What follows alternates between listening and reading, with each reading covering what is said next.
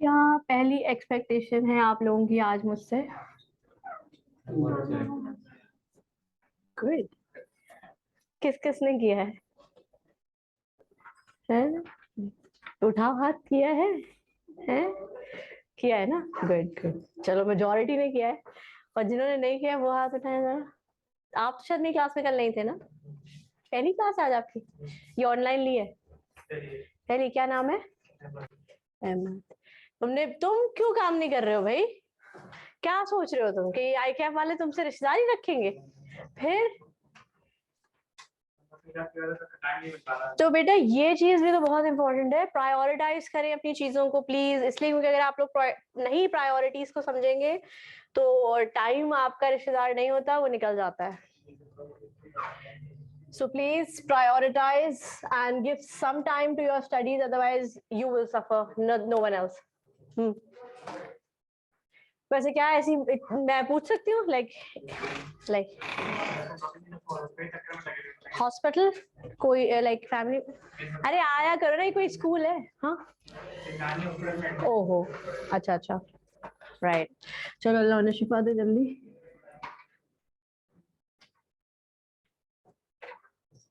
ठीक है, ये लोग अभी आए, इन्होंने किया है homework. Good good, very good. ठीक है, अच्छा क्या प्रॉब्लम आई आप लोगों को? लाइक थीसिस या हुक ढूंढने में या कोई भी इस तरह की चीजों में किसी में कोई इशू आया है? उल्टा पैराग्राफ है। हाँ। तुम क्या उल्टे लटके रहते हो? कैसे, क्यों, मतलब कैसे? मुझे पढ़ के सुनाओ।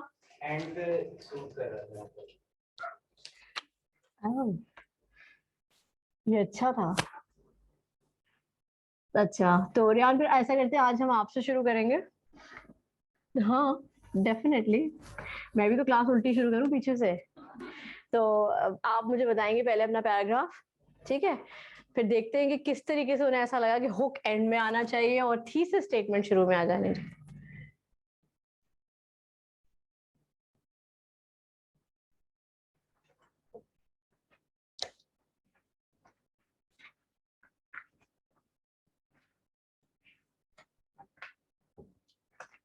अच्छा जितनी देर में आप मुझे दिखाए, और मैं एक चीज और बता दूं, चैप्टर 1 में हम सिर्फ ये चीजें लिखना सीख रहे हैं। अभी हमने आर्ग्यूमेंटेटिव एसेस को नहीं टच किया है, क्योंकि वो पूरा चैप्टर नंबर 3 है आपका, बल्कि नहीं 5 है। चैप्टर नंबर 5 आपका पूरा आर्ग्यूमेंटेटिव एसेस पे है, तो आपको प्रॉपर टॉपिक्स ऐसे लिखना उसी चैप्टर में आप करेंगे, ठीक है? अभी एटलीस्ट आपको इतना पता हो जाना चाहिए।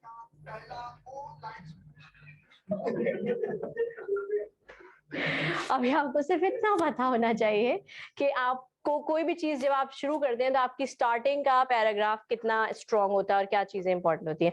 इन this world our youth is adopting many negative and positive things through social media, and the main thing that influence our people, our influences, और आगे क्या लिखा है? Influences, I don't know, in our side, पता नहीं, lend in our side, एक word है जो बिल्कुल समझ नहीं आ रहा। आई थिंक राइटिंग की है,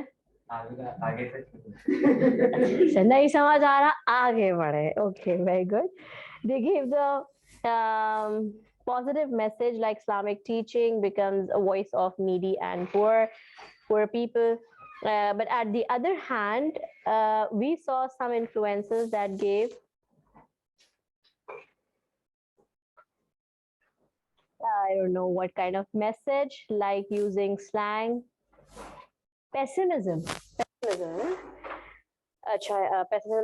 Pessimistic messages like using slang language, futile debate, and many other things. A rotten apple spoil. तो इसमें प्रॉब्लम क्या थी तुमको? क्या तुम्हें लगा कि ये कोटेशन नीचे ज्यादा अच्छा लग रहा है? क्यों? अगर आप ये कोटेशन स्टार्ट में लिखते और जितना आपने मटेरियल लिखा है ये आप इसके बाद लिखते, तो आपके कोटेशन को ये ज्यादा अच्छा सपोर्ट करता।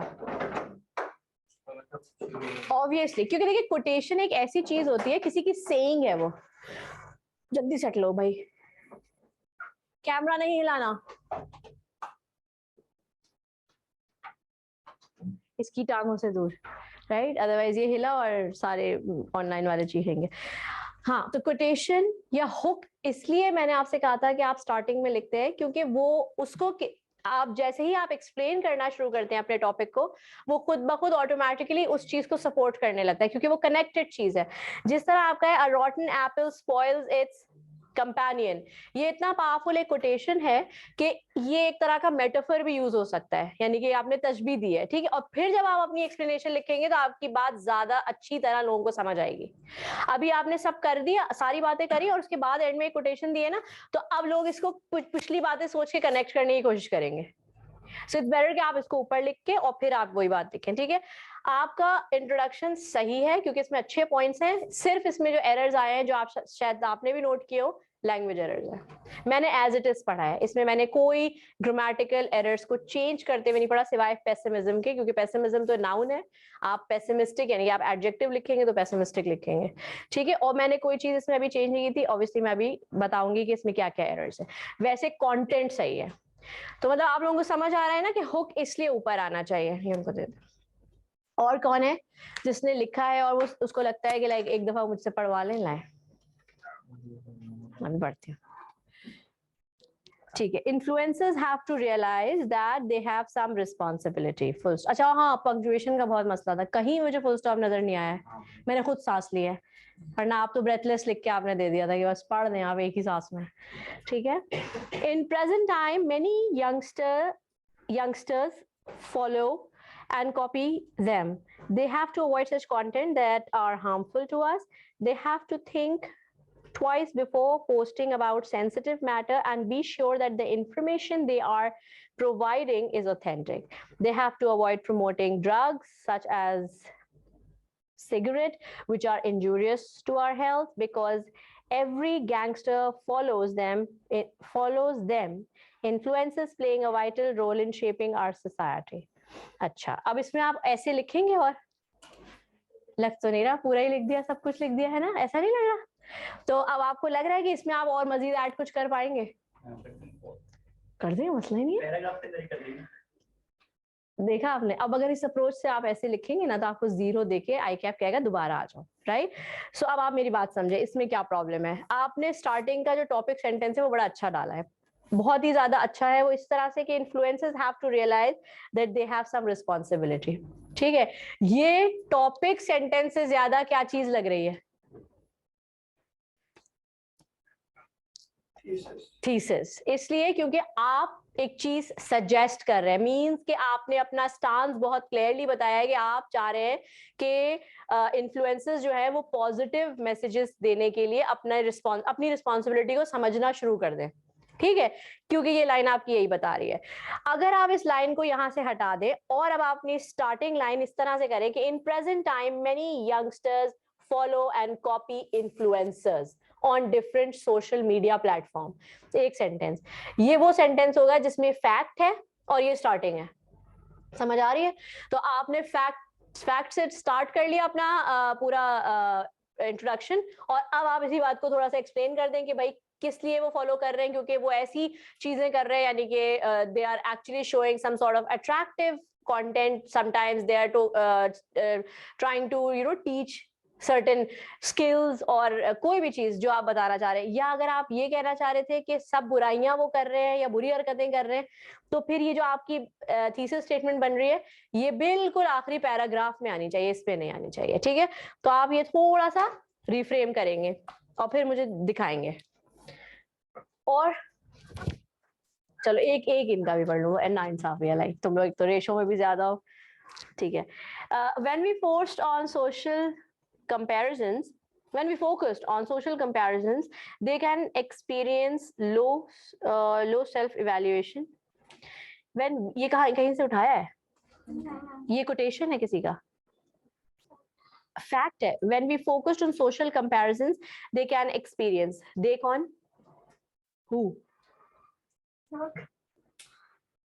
we focused on social comparison and then they, ये गलती देख रहे हैं, ये बड़ी इंपॉर्टेंट चीज है।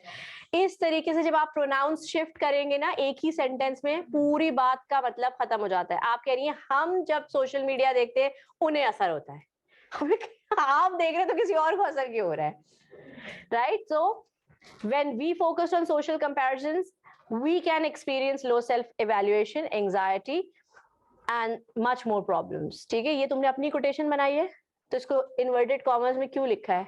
आप कौन है? कौन है आप? Right? So if you are not nothing and you are just creating some fact, ठीक है, क्रिएटिवली आप लिख रही हैं, उसको कोटेशन मार्क्स में मत लिखें, ठीक है, क्योंकि आप कहीं से ये चीज उठा नहीं रही as a reference. Some of the influencers provide harmful information which can affect younger generation very badly, ठीक है, like smoking, drinking, suicide, drugs, etc. Some of the influencers also promote bad products like medicines which are not only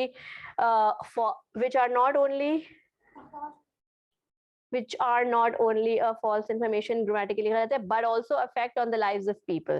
Influencers need to improve their work and try to work for public welfare to provide services to those families who are non-dependent on the basis of their salaries. मुझे ये आखिरी part बिल्कुल समझ नहीं आया, किसी को आया? तुम लोग ने तो सुना ही नहीं है, बात कर रहे थे तुम लोग। मैं दोबारा से एक बार पढ़ रही हूँ, मुझे बताएं कि क्या ये चीज बहुत क्लियरली समझ आ रही है? Influencers needs to improve their work and try to work for public welfare to provide services to those families who are non-independent on the basis of their salaries.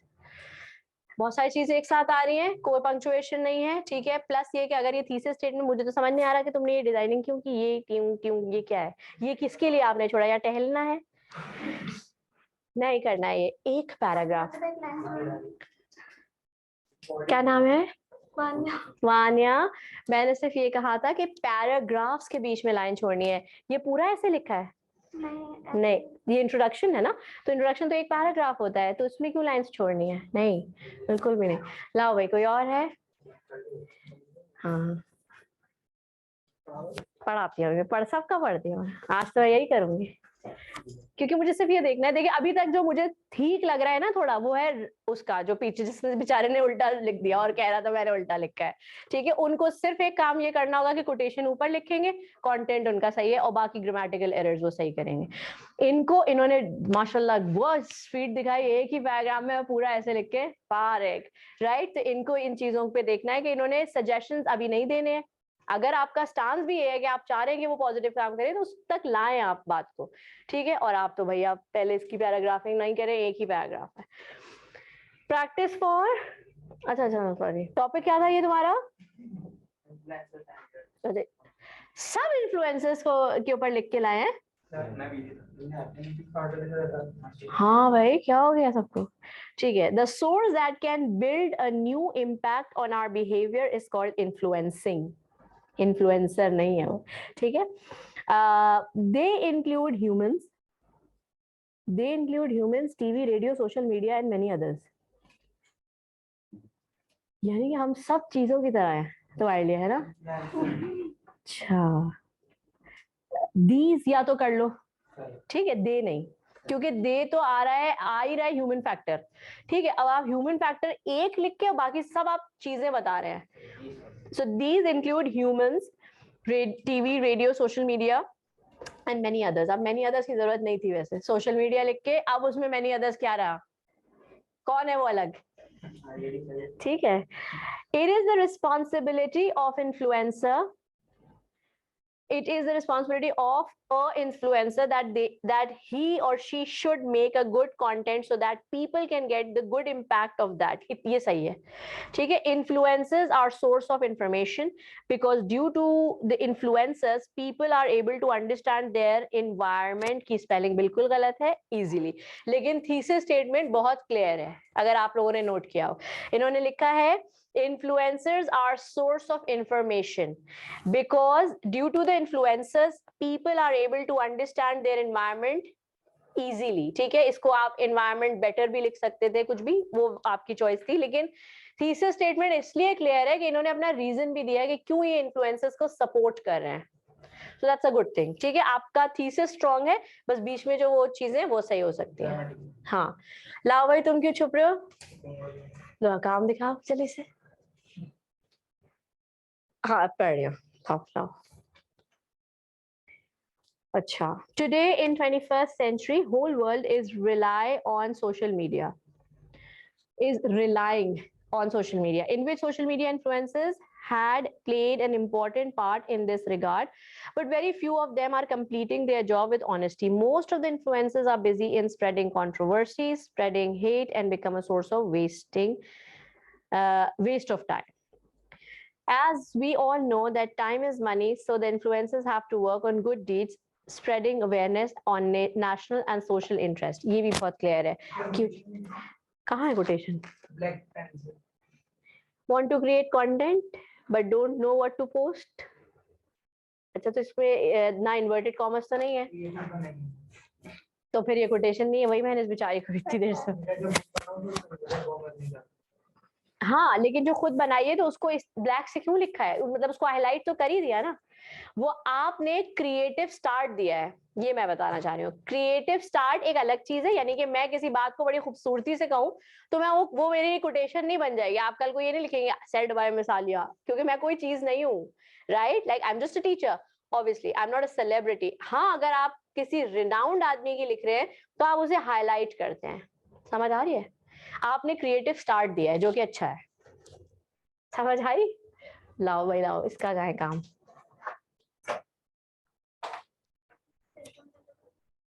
Fishbone ही पढ़ रही हो? ये किसका था? इन्फ्लुएंसर? तुम्हारा भी इन्फ्लुएंसर है? चलो अब इसके बाद मुझे फिशबोन वाले देंगे. ठीक है, who is an influencer and what are their responsibilities? Question mark. ठीक है, are they harmful for a country and youth or not? Again question mark. What kind of content and information they give us? ठीक है, question mark. There are many platforms for awareness. Okay, many platforms provided to spread awareness to people and forcing them to become an influencer. And because of this, people spending more time on social media, they were manipulating people's mind, which is unhealthy for people physically and mentally. The government wants to make rules for the influencers to stop providing bad content. ठीक है, अब इसमें बताएं thesis statement clear है?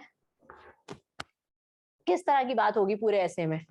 Last line पढ़ूंगी दोबारा, उससे बताइएगा. The government wants to make rules for the influencers to stop providing bad content. किस तरह क्या इनका ऐसे होगा? क्या आप बताएगा ज्यादा हमें? बैड कंटेंट क्या होता है और गवर्नमेंट को क्या क्या करना चाहिए या वो क्या कर रही है. राइट, तो इसी पे होगा पूरा ऐसे लास्ट लाइन पे. ठीक है, सही है. अच्छा, अब मुझे फिशबोन वाले बताएं. थीसिस स्टेटमेंट जो होता है वो एक तरह का आपके पूरे ऐसे का क्रक्स होता है, यानी कि थीम होती है वो.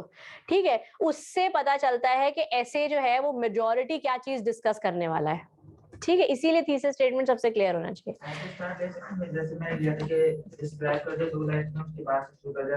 हाँ हाँ कर सकते हैं. और ये अच्छा स्टार्ट था भाई, सारे क्वेश्चन से आपने देखा, और ये सारे रिटोरिकल क्वेश्चंस थे जो कि आते हैं आपके दिमाग में जब आप कोई नया टर्म या कोई नई जॉब डिस्क्रिप्शन सुनते हैं. अब ये इन्फ्लुएंसर क्या है और ये सब फ्रीलांसर्स, पहले तो कभी आज से 20 साल पहले किसी को नहीं पता था कि ये जॉब्स होती हैं. ठीक है, लेकिन ये इंट्रोड्यूस हुई हैं, तो ऑब्वियसली जब आप इस पे लिखेंगे तो आप इस तरह के क्वेश्चंस कर सकते हैं.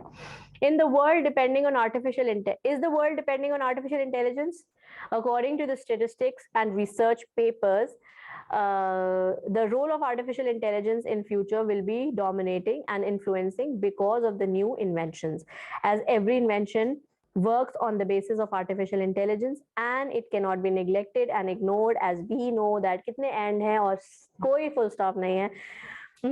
And ignored as we know that the coming era is completely machine oriented. Start बहुत अच्छा था. दो हुक्स यूज हुए हैं, देखा है? एक क्वेश्चन और दूसरा फैक्ट. ठीक है, ऐसा हो सकता है। अगर आपको लग रहा है कि आपका टॉपिक इतना इंटरेस्टिंग है कि आप उसमें 2 तरह के हुक्स डाल सकते हैं to make it more interesting, तो उन्होंने वही किया है कि is the world depending on artificial intelligence question, और दूसरा जो सेंटेंस है वो है according to the statistics and research paper the role of artificial intelligence in future will be dominating and influencing, full stop, because नहीं आना है। ठीक है, अब आप लिखेंगे there are lot of new inventions as every coming up as every invention works on the basis of artificial intelligence करके आप करेंगे। लेकिन क्या इनका कोई थीसिस स्टेटमेंट है? मैं फिर पढ़ रही हूँ क्योंकि फुल स्टॉप नहीं है, मैं कहाँ से पढ़ूँ? चलो मैं बिकॉज के बाद से पढ़ रही हूँ। Because of the new inventions as every invention works on the basis of artificial intelligence and it cannot be neglected and ignored as we know that the coming era is completely machine oriented। क्या ये बहुत clear है? क्योंकि तुमने लिखा है। नहीं, वाकई क्लियर है। क्या क्लियर है इसमें? क्या फ्यूचर जो है आर्टिफिशियल इंटेलिजेंस का वो डोमिनेटिंग होगा। ठीक है, अब आप सिर्फ इस लाइन को सुने कि because of the new inventions as every invention works on the basis of artificial intelligence and it cannot be neglected and ignored as we know that the coming era is completely machine oriented।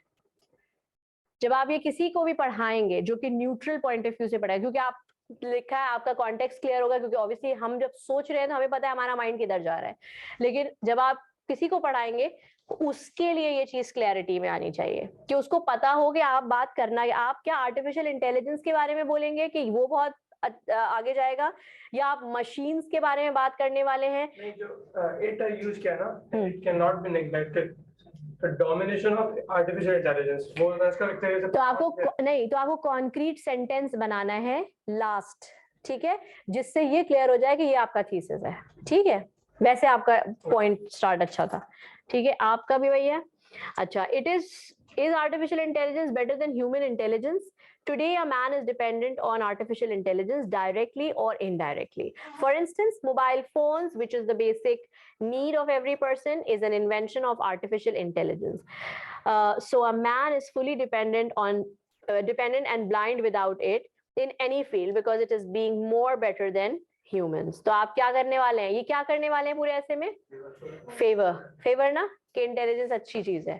ठीक है, okay, और लाओ। अच्छा सुना। क्यों भाई?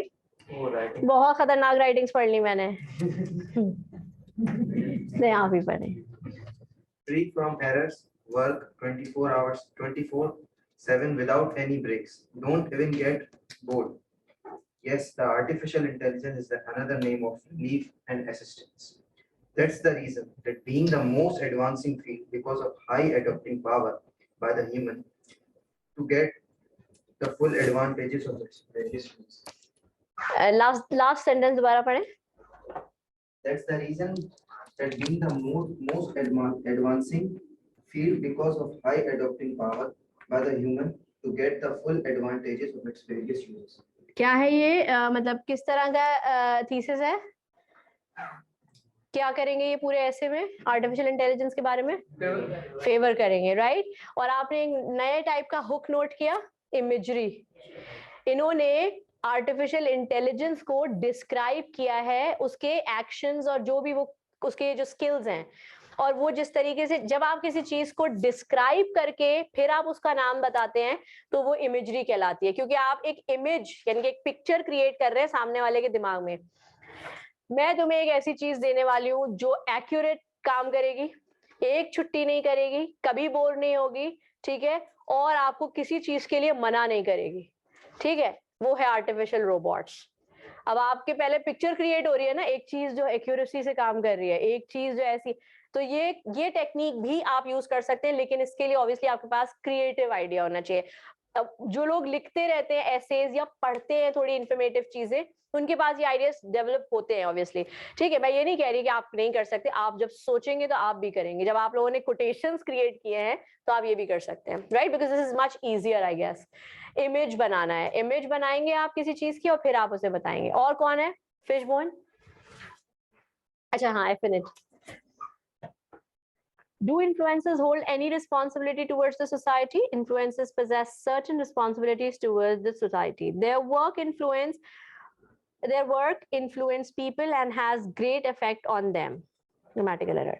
Influencers play a role in exploiting young minds, consciously or unconsciously, youngsters get affected by the inappropriate content made by the influencers. Irresponsible influencers misuse their power and take unnecessary advantage of its followers and viewers. अब इनका ऐसे किस तरफ जाएगा? Influencers की against जाएगा, right? कि influencing is not a good thing because they are creating bad environment. कि आपने क्या लिखा है? मोबाइल में 2 लाइन लिखो लिखो, बताओ बताओ 2 लाइनें क्या है?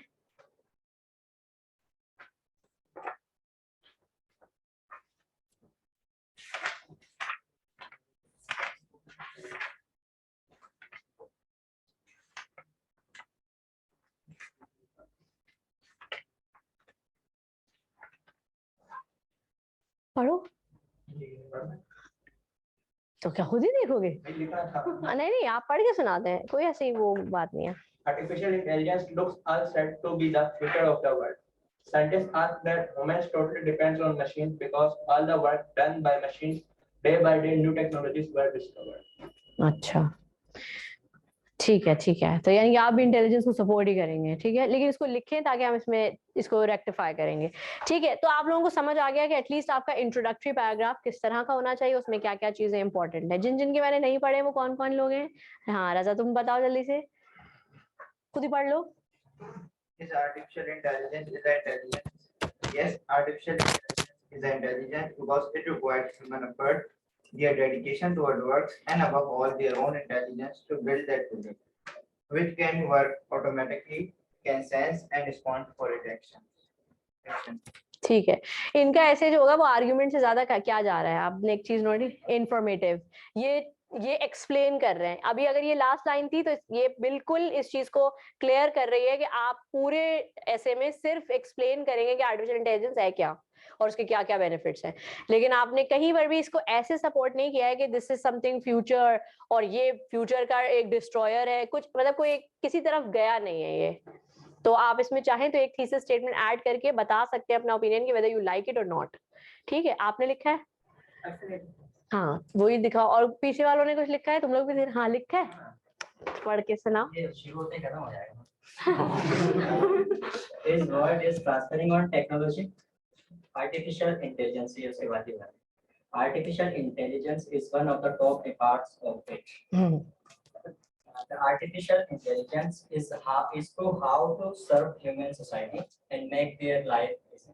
ओके ठीक है, ये आपने हाँ ठीक है, ये आपने एक स्टांस दिया है, ये आपका यानी कि बीच का पॉइंट है. इसमें आप एक लास्ट लाइन भी तो ऐड करो जिससे लगे कि आप क्या कहना चाह रहे हैं. It is a responsibility of every influencer that they should make a good content so that people can get the good impact of it. Influencers are source of information because due to the influencer people are able to understand their environment easily. तुम दोनों भाइयों ने साथ साथ लिखा है ना? छाप लिया तुमने? छापा है ये देखो, स्पेलिंग भी गलत. एक ही अकल क्या होती है, नकल के लिए भी अकल की जरूरत होती है, वही स्पेलिंग लिखी है.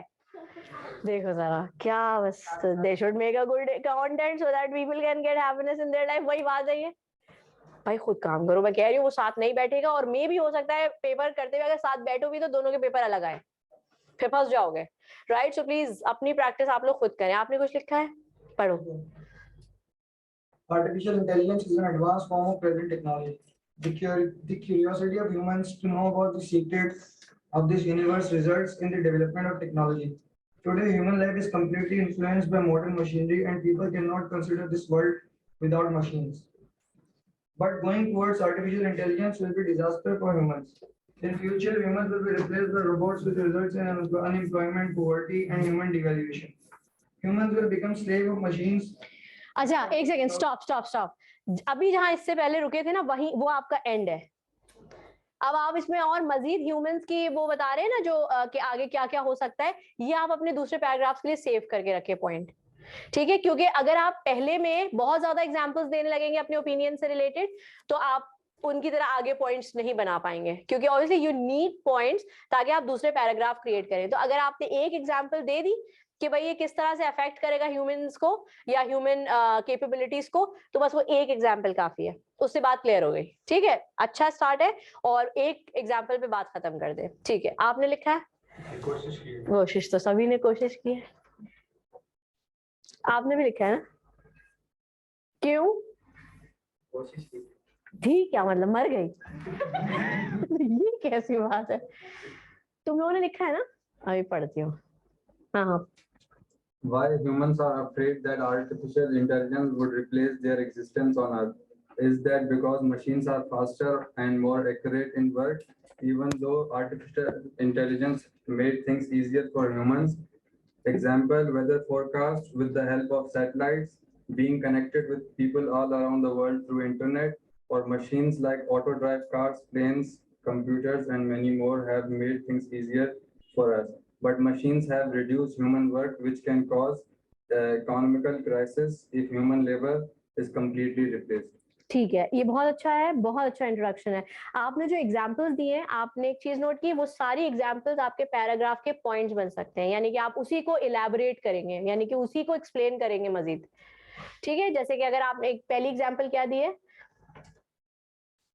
वेदर फोरकास्ट, ठीक है, तो how now everybody is dependent on Google and different kind of weather forecasting apps that they are not listening to the news or listening to the people those who are working in the Met office. It means कि ये app ने उस काम को replace कर दिया।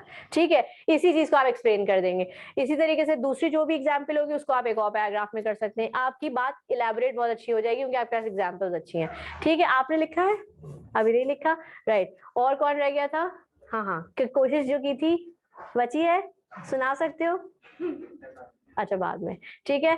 तो आप लोग छोटा है, ठीक है, जिनके बस अब मैं ये दो देखूंगी and then we'll move on. ठीक है, social media influencers have great responsibilities due to the fact because they are mind setters of our youth. They should upload good content videos to provoke generations mind towards positive thinking. ठीक है, ये अच्छा है, लेकिन start में आप इसके कोई एक ऐसी चीज डालें जिससे लगे कि हाँ आप सोशल मीडिया या इन्फ्लुएंसर्स के बारे में बात शुरू कर रही है।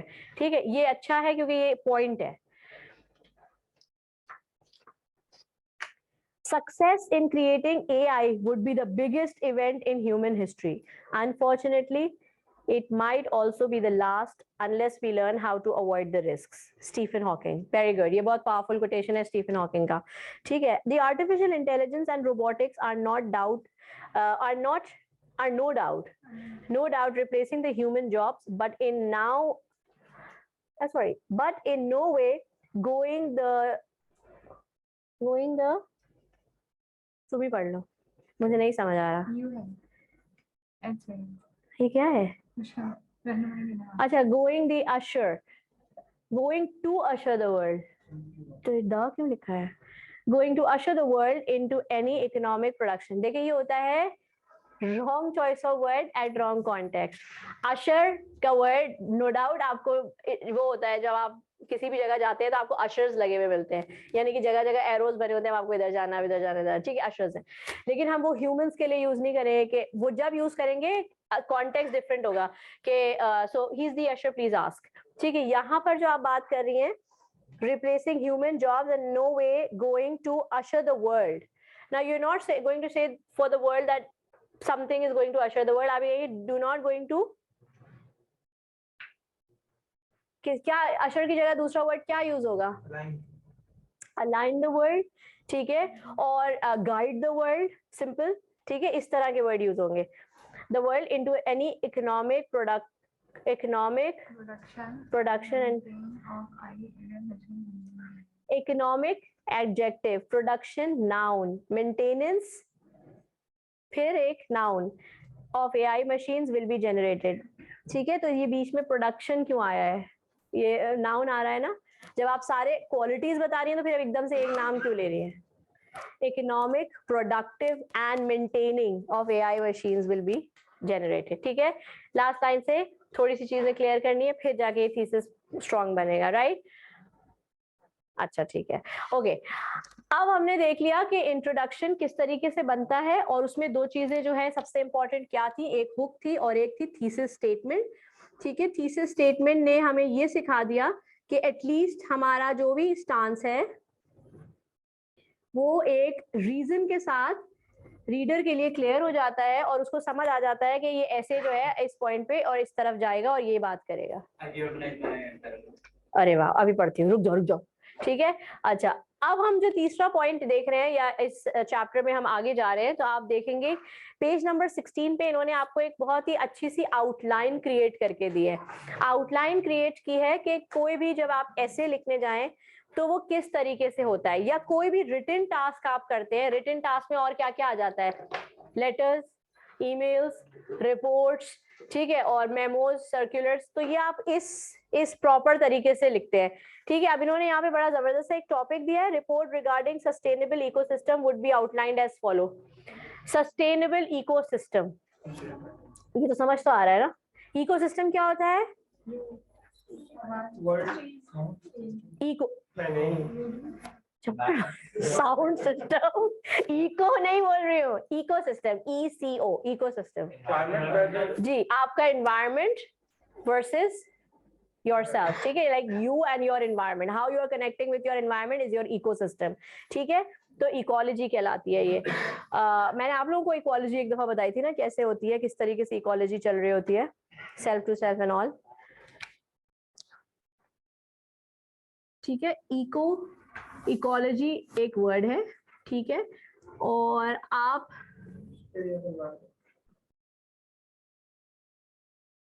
किस तरीके से हम एनवायरनमेंट या प्लैनेट के साथ कनेक्टेड है वो बता रही हूँ, सेल्फ टू सेल्फ,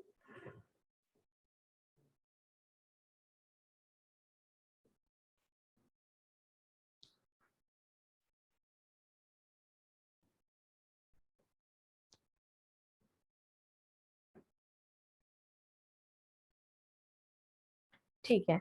ये क्या चीज है, ये कहलाता है इकोसिस्टम या इकोलॉजी, ठीक है। सो बेसिकली इसमें ये चीज बताई गई है, सेल्फ कौन है, हम खुद, ठीक है, हमारा सेल्फ। आप में से कितने ऐसे लोग हैं जो कुछ भी खा के जो है आराम से कचरा फेंक देते हैं, और अगर आपको कोई कह रही है ये क्या क्या यार, ये क्यों कचरा फेंका था, अब यार एक से क्या होता है, इतने लोग तो फेंक रहे हैं, कितने लोग हैं ऑनेस्टली बताएं ऐसा करते हैं? ओके, आपको लगता है मुझसे कौन सा फर्क आ जाएगा, यही लगता है ना। और बहुत सारे ऐसे लोग हैं जो कोई भी जो पब्लिक नॉर्म या रूल बना हुआ होता है उसको तोड़ के कहते हैं अबे मैंने किया तो और लोग, मतलब एक के सही करने से हो क्या जाएगा, या आप एक कचरा उठा रहे हैं, आप एक काम कर रहे हैं तो उससे क्या हो जाएगा। Well, so basically ecosystem ripple system से चलता है। रिपल्स होते हैं, पानी में पत्थर डाले रिपल्स बन रहे होते हैं, इसी तरीके से हमारा इकोसिस्टम चलता है। हमें, क्योंकि हम बहुत ही लिमिटेड सोच रखते हैं, खुद गर्ज किस्म के लोग हैं हम लोग, तो हम सिर्फ अपना सोच रहे होते हैं, राइट, और हम सिर्फ ये सोचते हैं सेल्फ, हम मतलब हम राइट। सेल्फ टू सेल्फ ख्याल रखना is a good thing, like अगर आप लोग अपने आप का ख्याल रख रहे हैं, it's a very good thing. क्यों, अपना क्यों ख्याल रखना चाहिए? सरवाइव करने के लिए पहली चीज, और है अच्छी जिंदगी के लिए, और तुम लोग अपना ख्याल रखते हो ना, क्यों रखते हो? अगर आपको पता चल जाए कि किसी जगह पे जाना रिस्की है इस टाइम पे, या ऐसे सिचुएशन या ऐसे मौसम में, आप फिर भी वहां रिस्क लेके जाते हैं? नहीं जाते हैं, राइट। तो क्यों ऐसा करते हैं? बिकॉज सबसे पहली चीज जो उन्होंने बोली, सर्वाइवल इंस्टिंक्ट हमारा सबसे स्ट्रॉन्ग इंस्टिंक्ट है इंसान का, ऑब्वियसली हम अपने आप अपने लिए। और सेकंड, आप क्यों ख्याल रख रहे होते हैं? बिकॉज कि अगर आप अपना ख्याल नहीं रखेंगे तो इवेंचुअली क्या होगा कि दूसरा नहीं रख सकता, क्योंकि आपको अपने बारे में सबसे ज्यादा पता होता है, राइट। आपको सबसे ज्यादा पता है। अगर फॉर इंस्टेंस आपके सर में दर्द है तो आप ही बता सकते हैं कि आपको सर में किस तरह का दर्द है, आपको पता होगा, राइट। आप किसी को कितना भी एक्सप्लेन कर देंगे मेरे सर में दर्द हो रहा है, वो नहीं समझ सकता, and trust me, believe me, वो नहीं समझ सकता, even doctor. That is why doctors are diagnosing it through machines and other things, ठीक है। क्योंकि एक माइंड रीड का जो एक क्या कहना चाहिए, ख्याल या एक कॉन्सेप्ट है ना, ये बिल्कुल एक मिथ है, मतलब ये किसी के पास नहीं है सिवाय अल्लाह के, आपका दिमाग कोई रीड नहीं कर सकता, ठीक है। So self to self is very important in ecosystem. आपको पहले अपना ख्याल रखना है। सेल्फ टू अदर, अगर आप सही रहेंगे, और सही रहने का मतलब ये नहीं है आप सिर्फ फिजिकली हेल्दी हैं, अगर आप मेंटली भी हेल्दी हैं, हेल्दी इन अ सेंस कि आपके पास पॉजिटिव थॉट्स हैं, आप ज्यादा क्रिमिनल एक्टिविटीज में इन्वॉल्व नहीं हैं, और आप लोगों को नुकसान पहुंचाकर खुश नहीं हो रहे हैं, मींस आप मेंटली फिट हैं, it means that you are going to take care of others. ये अदर्स कौन है? अगर सोसाइटी अलग है तो अदर्स कौन है? ये वो लोग हैं, हाँ, family, friends, closely associated relations, यानी कि जो आपसे सबसे ज्यादा क्लोजली कनेक्टेड लोग हैं जिनके यानी कि फॉर इंस्टेंस आपको अगर कुछ होता है तो उनपे बहुत गहरा असर हो रहा है, तो वो लोग हैं आपके अदर्स, लाइक उसमें सबसे ज्यादा ऑब्वियसली आपके पेरेंट्स, फैमिली, सिबलिंग्स और जो भी आपके क्लोज फ्रेंड्स हैं, ये लोग आते हैं, ठीक है। तो ऑब्वियसली जब आप अपना ख्याल रख रहे हैं तो आप दूसरों का भी आप एक तरह से दूसरों के लिए भी बेस्ट क्रिएट कर रहे हैं। जब आप ज्यादातर लोगों के लिए बेस्ट क्रिएट करेंगे तो वो आपसे क्या होंगे, रिफ्लेक्ट करेंगे, ठीक है। हम जो कर रहे होते हैं, आप देखिए बच्चे क्या करते हैं, बच्चे आपकी कहीं भी बात नहीं सुनते, आप उन्हें बोले नहीं छुओ नहीं छुओ, वो करेगा, इसलिए कि उसने कभी ना कभी आपको स्विच ऑन ऑफ करते देखा है, ठीक है। आप उसको, मैं मोबाइल हाथ में रखूं और मैं बोलूं मोबाइल यूज नहीं करो, मोबाइल नहीं, इतनी स्क्रीनिंग इज नॉट गुड, तो वो क्या करेगा, वो ये कहेगा बोल कुछ नहीं है, कर कुछ नहीं है। और action speaks louder than words जो हमें हमेशा से सिखाया गया है, वो बहुत इंपॉर्टेंट लाइन है, क्योंकि हम जो चीज कर रहे होते हैं ना, लोग वो ज्यादा देखते हैं, ठीक है, जो हम बोलते हैं वो इतना नहीं। तो फॉर इंस्टेंस अगर आप इतने सारे लोगों पे एक अच्छा इंप्रेशन या एक अच्छा इम्पैक्ट डाल रहे हैं, तो ऑब्वियसली सोसाइटी आप बेटरमेंट की तरफ जा रही है, और ये सोसाइटी जब बेटर हो जाएगी तो आपका जो लास्ट रिस्पॉन्सिबिलिटी होती है वो प्लैनेट होती है। अगर आप एक ये सोच लें कि मैं कचरा नहीं फेंकूं, तो आप लिख के ले लें कि आपने एक बहुत बड़ी रिस्पॉन्सिबिलिटी निभाई है, because you are living in this planet and you are saving it. अगर इसी तरह की सोच सब में डेवलप हो जाएगी तो क्या होगा, वो कचरे के जो ढेर आप लोगों को नजर आते वो आएंगे नहीं आएंगे, राइट। तो ये चीज बड़ी इंपॉर्टेंट होती है, हम लोग इन चीजों को सुनते हैं, उसके बाद हम यहाँ से निकल जाएंगे और फिर वही बन जाएंगे जी, वही जैसे है हम पाकिस्तानी, राइट। तो ये है इकोसिस्टम। सो यहाँ पर उन्होंने बोला है कि हाउ टू, हमें एक रिपोर्ट बनानी है जो सस्टेनेबल इकोसिस्टम पे होनी चाहिए। सस्टेनेबल यानी कि एक अच्छा इकोसिस्टम जो एनवायरनमेंट को सस्टेन करे, यानी कि 16 ठीक है। अरे भाई पीडीएफ में ना थोड़ा पेज नंबर आप लोग देखें ऊपर नीचे, आप लोग अगर पीडीएफ पेजेस फॉलो करेंगे तो आपको नजर नहीं आएगा, ये पेज यहाँ लिखे हुए, ये देखो तो पेज में 20 होगा, फिर ऐसे ही वो कह रहा है ना 20 होगा फिर। हाँ हाँ, लेकिन वो डिफरेंट है ना इस बुक से, ठीक है। अच्छा, अब अगर आप ये देख रहे हैं इस पेज पे, तो आपको इंट्रोडक्शन बताया है उन्होंने 3 पॉइंट्स, यानी कि वो ये 3 पॉइंट्स इंट्रोडक्शन के पैराग्राफ में यूज करेंगे। बॉडी पैराग्राफ में वो क्या बताएंगे, 2 पॉइंट्स डिस्कस करेंगे, इसका मतलब है 2 body paragraph, very good, body 1 and body 2। एक पैराग्राफ में 2 पॉइंट नहीं डिस्कस करेंगे क्योंकि वो बहुत मिक्सअप और कंफ्यूजिंग हो जाएगा, ठीक है। तो यानी कि ये पहले बॉडी पैराग्राफ में क्या पॉइंट डिस्कस करें, एनवायरमेंटल चैलेंजेस, और दूसरे में उन्हीं चैलेंजेस के लिए रेजोल्यूशंस, ठीक है। और कंक्लूजन में आप देखिए कोई पॉइंट नहीं है, कभी कंक्लूजन में पॉइंट नहीं होता। कंक्लूजन क्या है, climate change is a threat to environment, which means summarised version of all things जो उन्होंने अब तक आपसे डिस्कस की, और our country needs consistent effort, यानी कि ये एक तरह का वही जो रेजोल्यूशन में उन्होंने कहा होगा उसको मजीद उन्होंने समराइज करके कहा है। तो हमेशा किस तरीके का एक वो बन रहा होता है, ग्राफ बन रहा होता है जब हम कोई या स्ट्रक्चर बन रहा होता है जब हम ऐसे या कोई चीज लिखते हैं कि बॉडी पैराग्राफ में, सॉरी, जो पॉइंट्स रेज होते हैं, अब चाहे आप 1, 2, 2 इस तरह से बना लें, तो पॉइंट 1 ठीक है और पॉइंट 2, इन दोनों को कंक्लूजन में आप समराइज कर देते हैं, ठीक है। और साथ में आप चाहें तो एक सजेशन दे देते हैं जो आपका एक ओपिनियन सा होता है, जिसमें कोई आप रेजोल्यूशन सा बता रहे होते हैं, ठीक है। और इंट्रो जो होता है वो टॉपिक इंट्रोड्यूस कराता है, सॉरी इंट्रोडक्शन, और साथ में थीसिस स्टेटमेंट देता है। ये समझ आ गया कि ये आपका एक प्रॉपर ऐसे स्ट्रक्चर बनता है, ठीक है। इसमें कोई कंफ्यूजन, कोई चीज जो पूछनी है? नहीं, जी जी जी, ये आपका कंपलसरी काम है, क्योंकि ये क्लियर होगी तो एग्जामिनर आपको मार्क्स देने का सोचेगा, यही क्लियर नहीं होगी तो वो ऐसे काट देगा, उसके पास इतना टाइम नहीं है कि वो बैठा रहे और ये सोचे कि आज चलो आगे कुछ पता चलता है, आगे पढ़ूंगा तो पता चलेगा, ऐसे नहीं करेगा वो।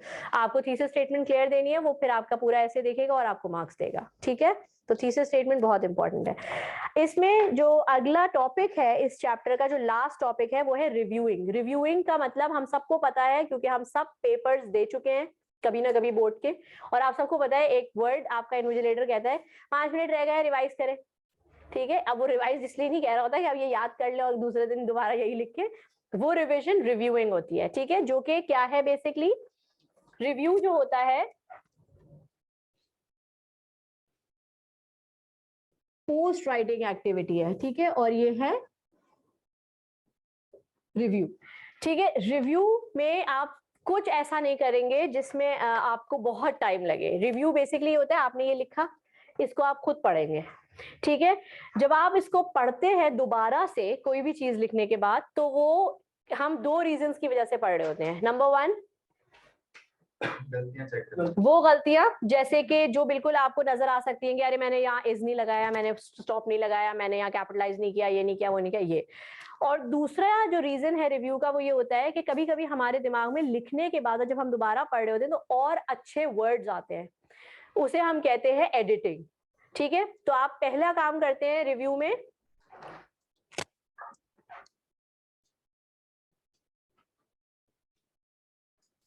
प्रूफ रीडिंग, जिसमें आप एरर्स निकालते हैं और सही कर रहे होते हैं, और दूसरी चीज होती है एडिटिंग, ठीक है, जो कि एक ऐसी चीज है जिसमें आप अपने ही काम को मजीद इम्प्रोवाइज या एनहांस कर रहे होते हैं। जैसे मॉडिफिकेशन होती है गाड़ियों को बेहतरीन बनाने के लिए, है क्या क्या लगा लेते हो, वूफर्स और वो क्या होते हैं नीचे मफलर्स और पता नहीं क्या क्या, इसी तरीके से आप अपने ही राइटिंग को मजीद बेहतर बनाने के लिए बेटर वोकैबुलरी यूज करते हैं, ठीक है। तो वो आपकी हो जाती है एडिटिंग, ठीक है। ये है रिव्यूइंग। अब आप चाहें तो आप ये रिव्यूइंग खुद भी पढ़ सकते हैं, मैं टाइम वेस्ट नहीं कर रही, ठीक है, क्योंकि भाई मैं क्यों रीडिंग करूं, तुम लोगों का काम है, तुम लोग रीडिंग करो, जितनी रीडिंग करोगे उतनी वोकैबुलरी अच्छी होगी, और जो नहीं समझ आएगा वो अंडरलाइन करो, ठीक है। सो मैं आपको रीड करने के लिए 5 मिनट दे रही हूँ। पता है 5 मिनट में रीड कैसे होगा ये? 17 till 18 और 19, 3 पेज है, बल्कि एक में तो चार्ट ही चार्ट बने हुए हैं बस। 5 मिनट बहुत है, स्किम थ्रू इट।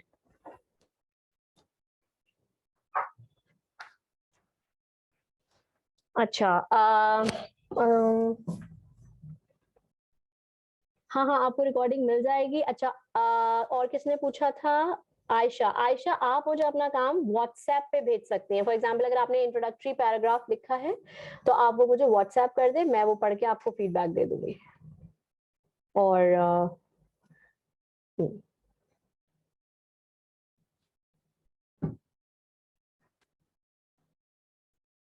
और आतिका, आपको पीडीएफ मिलेगी, अगर आप ग्रुप पे एडेड हैं तो आपको पीडीएफ मिल जाएगी, क्योंकि आप अगर आप शुरू से ऐड हुई हुई हैं तो ऑब्वियसली आपको पहले मिल जाएगी, अगर आप अभी ऐड हुई हैं तो मुझे बताएं, मैं आपको पीडीएफ दोबारा भेज देती हूँ।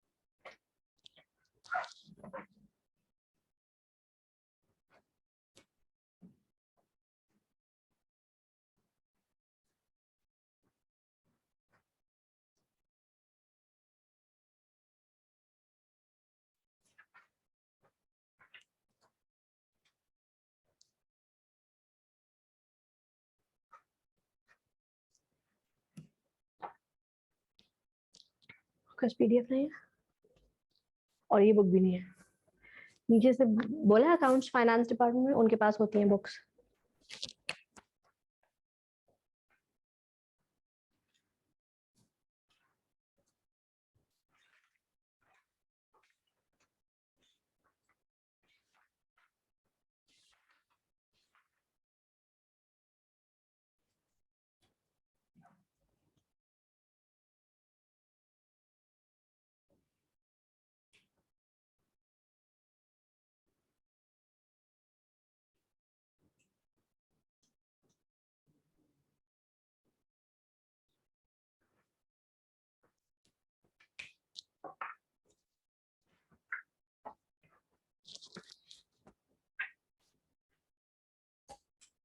बस ये किसी भी किस्म की थ्योरी नहीं आती होगी इसमें, इस पे क्या बात?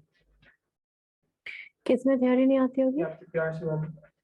नहीं नहीं, थ्योरी किसी में नहीं आएगी, इसीलिए जो थ्योरेटिकल चीजें हैं वो मैं आपको सिर्फ समझाऊंगी और आपसे प्रैक्टिकल काम कराऊंगी। चैप्टर 3 को हम इसीलिए ज्यादा नहीं पढ़ेंगे क्योंकि चैप्टर 3 आपके लिए अभी इंपॉर्टेंट नहीं है ना, वो पेपर से रिलेटेड है, ठीक है, लेकिन वो ऑब्वियसली क्योंकि बिजनेस राइटिंग का हिस्सा है तो आपको पता होना चाहिए कि वो भी होता है, लेकिन वो आपको अभी पढ़ने की डिटेल में लिखने की भी जरूरत नहीं है।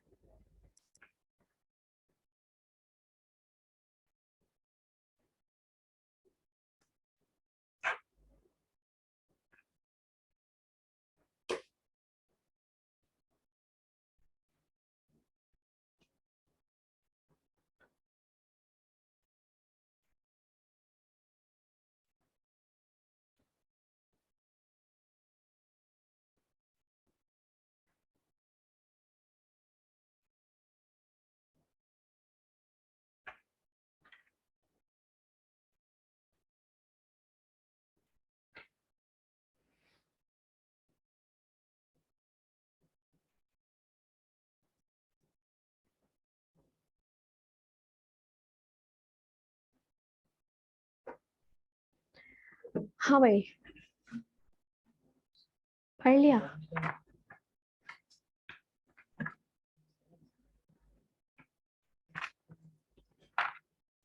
क्या नॉनसेंस है?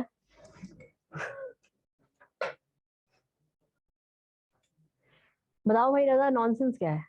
इसको नॉनसेंस लिखा हुआ है but नॉनसेंस। नुआंसेस है वो, नॉनसेंस नहीं है वो। अच्छा ठीक है, रिव्यूइंग पढ़ लिया सबने ऑलमोस्ट, ठीक है। तो क्या चीज इसमें बहुत ज्यादा हाईलाइट हुई है या क्या बताने की कोशिश की गई है? नहीं, वो व्हाट्स योर नेम? हाँ यमन, आप बताइए।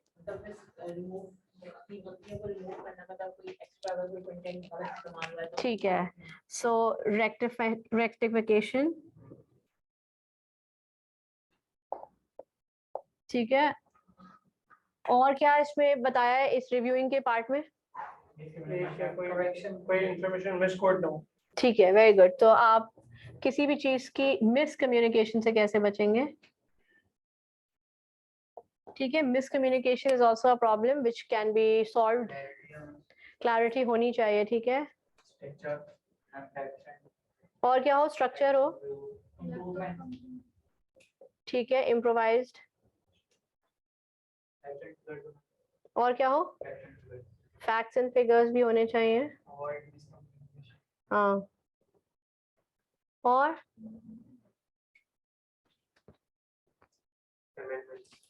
अमेंडमेंट्स, हाँ ठीक है, रेक्टिफिकेशन ऑफ एरर्स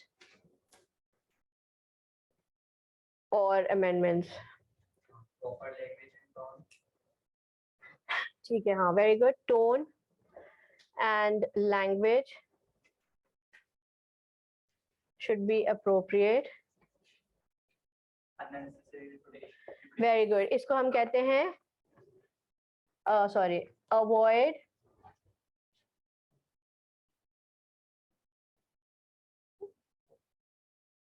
redundancy, ठीक है, redundant चीजें नहीं हो, यानी कि एक ही चीज बार बार आ रही है, बार बार आ रही है। और क्या? Very good. So opening impactful होनी चाहिए, और मेरे ख्याल से अच्छी खासी चीजें हैं जो आप लोगों ने नोट की, और ये सारी चीजें जो है हम रिव्यू में देख रहे होते हैं, ठीक है, जब हम किसी भी चीज का रिव्यू करते हैं। अच्छा, अब ये क्या सिर्फ ऐसे रिव्यू के बारे में लिखा है? मैसेज के बारे में लिखा है, ठीक है। मैसेज एक जनरल चीज है जो कि हर तरह की कम्युनिकेशन का हिस्सा होता है, ठीक है। It's the core element of communication, ठीक है। जैसे हर चीज का एक कोर होता है, एलिमेंट होता है। आप लोग सब साइंस पढ़ गए हैं, तो साइंस में क्या होता है? प्रोटॉन, न्यूट्रॉन, नहीं न्यूट्रॉन बीच में होता है ना, वो मेन है ना, ठीक है, जो न्यूक्लियस के अंदर होता है, और बाकी तो सारे इलेक्ट्रॉन प्रोटॉन घूमते हुए घामते रहते हैं। इसी तरीके से आप लोगों का यहाँ पे जो कोर एलिमेंट है वो मैसेज है। आप सेंडर हैं, यानी कि आप कोई चीज कम्युनिकेट करें तो आप मैसेज क्रिएट कर रहे हैं, जो बंदा आपका मैसेज रिसीव कर रहा है वो भी जो चीज डिकोड कर रहा है वो मैसेज है। तो मैसेज सबसे ज्यादा इंपॉर्टेंट है जिसको आप रिव्यू करेंगे और ये सारी चीजों का ख्याल आप रखना है, ठीक है। अब वो मैसेज कुछ भी हो सकता है, it can be official letters, it can be essay writing, it can be any oral message, it can be WhatsApp to any official group, ठीक है। जितना भी प्रोफेशनल लेवल पे या फॉर्मल लेवल पे काम होता है वो रिव्यूइंग के थ्रू हो रहा होता है, ठीक है। तो यहाँ ये रिव्यू में आपको बताया गया है। अगर आप ये चार्ट्स भी देखेंगे तो आप देख सकते हैं एंड पेज पे कंसिडरेशंस का मतलब होता है इन चीजों का ख्याल रखना है। सबसे पहले look at the draft as a whole, जिसमें आपको क्या क्या देखना है, क्या लेआउट अच्छा है और वेल प्रेजेंटेबल है। ये क्यों देखा जाता है, क्योंकि आपको अक्सर आपने पता नहीं आप लोग तो अभी नहीं इस लेवल पे आए हैं, लेकिन यूजुअली जब कोई भी चीज ड्राफ्ट की जाती है ऑफिशियल लेवल पे तो उसकी अलाइनमेंट्स भी चेक होती हैं कि क्या वो ऐसा तो नहीं है जैसे अभी मैंने इनको बोला था कि इधर क्यों गैप है, इधर क्यों ये है, ये सब चीजें चेक हो रही होती हैं ऑफिशियल लेटर्स में कि आपकी अलाइनमेंट बिल्कुल मिड अलाइनमेंट होनी चाहिए। अगर लेफ्ट साइड यानी कि ब्लॉक फॉर्मेटिंग है तो फिर सब चीज लेफ्ट में हो, सेमी ब्लॉक है तो कुछ चीजें राइट में हो, इस तरीके से, ठीक है। और लेआउट का जो वर्ड यूज हो रहा है वो यूजुअली होता है ऑर्गेनाइजेशंस के लिए, क्योंकि आपने देखा होगा आप लोग यहाँ आईक्यू से भी जब भी कोई चीज लेंगे तो उसमें आईक्यू का लोगो, नाम, नीचे कॉन्टैक्ट डिटेल्स फुटनोट में, ये क्या होता है, ये एक प्रोफेशनल लेआउट की निशानी है कि एक ना एक आपका लोगो होगा, कैप्शन होता है और साथ में थोड़ी सी इंफॉर्मेशन उस ऑर्गेनाइजेशन की, ठीक है। आप किसी भी जगह जाते हैं, आप लोगों ने इंटर में नोट्स लिए होंगे, नोट्स में भी आपने देखा वाटर मार्क्स, ठीक है, या इंस्टीट्यूट्स लोगो या योर टीचर्स लोगो, ठीक है। ये सब चीजें क्या है, प्रोफेशनल लेआउट कहलाता है, ठीक है। दूसरी चीज जो उसको कंसिडर करना है टाइटल, इंट्रोडक्शन, कंक्लूजन, यानी कि आपका जो भी मेन टाइटल है वो सब्जेक्ट, ठीक है।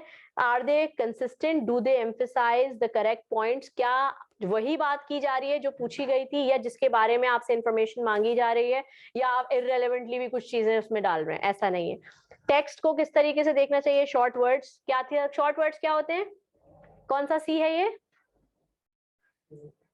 Short word sentences and paragraphs, 7th में कौन सा सी, कंसाइज एंड एक और था उसके नीचे, ईट, पत्थर, कॉन्क्रीट, ठीक है। सो कंसाइज एंड कॉन्क्रीट टेक्स्ट आपको लिखना है क्योंकि आप ऑफिशियल एनवायरनमेंट में लिख रहे हैं, और definite and supported by facts, ये मैंने आपको हमेशा बताया है कि फैक्ट्स बहुत इंपॉर्टेंट है। नो जार्गन एंड क्लीशेज, ये किसी ने नहीं पूछा कि जार्गन क्या होती है, जार्गन पता है क्या होती है, तो क्यों नहीं पूछा ये सवाल मुझसे किसी ने, अच्छा वहां तक पहुंचे ही नहीं थे, वाह वाह वाह। अच्छा, ये वर्ड आएगा आप लोगों की बुक में अक्सर, क्या होता है, क्लीशे क्या होता है,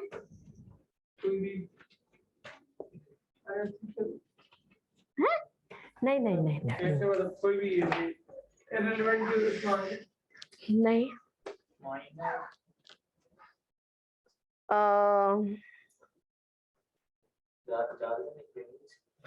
हाँ जार्गन का इस्तेमाल लैंग्वेज ही के लिए हो रहा है, लेकिन किस तरह की लैंग्वेज, किस चीज को हम जार्गन कहते हैं,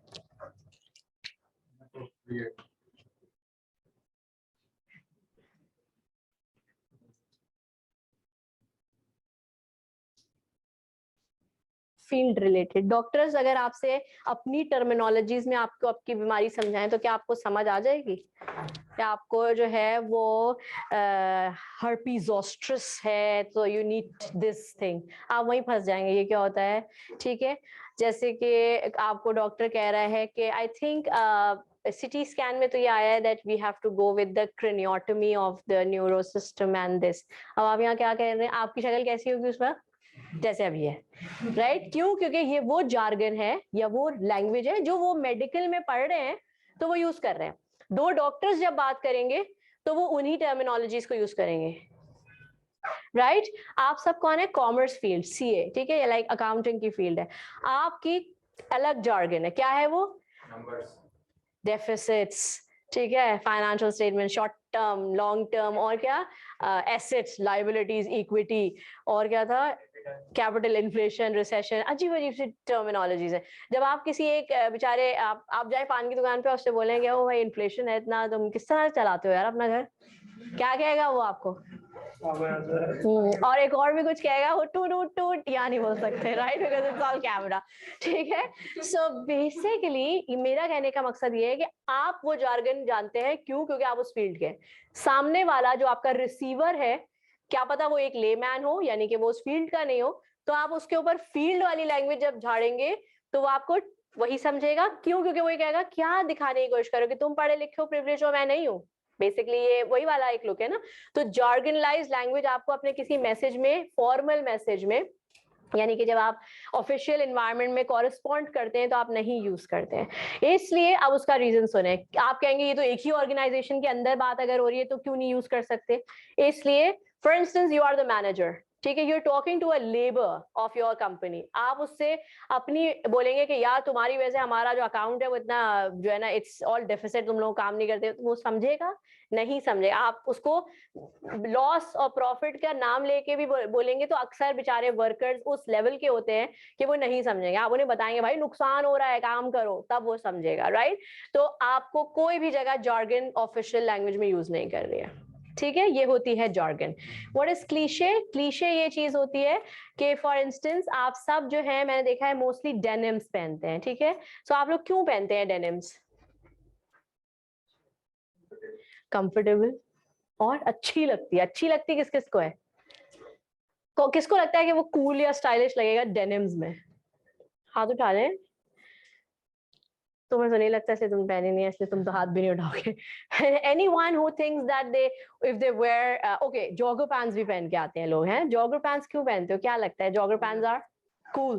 ठीक है, जिनको भी कूल या ये लग रहा है, अगर ये बहुत सारे लोग ये काम कर रहे हैं तो ये it's a clichéd, it means कि ये कोई कूल बात नहीं है। लोग इसको इसलिए पहन रहे हैं because that's easily available, it's cheap और मे बी इट्स कंफर्टेबल, ठीक है? And obviously when you are in comfortable state आप ज्यादा अच्छी तरह से दूसरी चीजों पे कंसंट्रेट करते हैं। आप सलवार कमीज पहनते, you are not cliched, trend setter हो गए बेचारे, जबकि वो नेशनल ड्रेस है, right?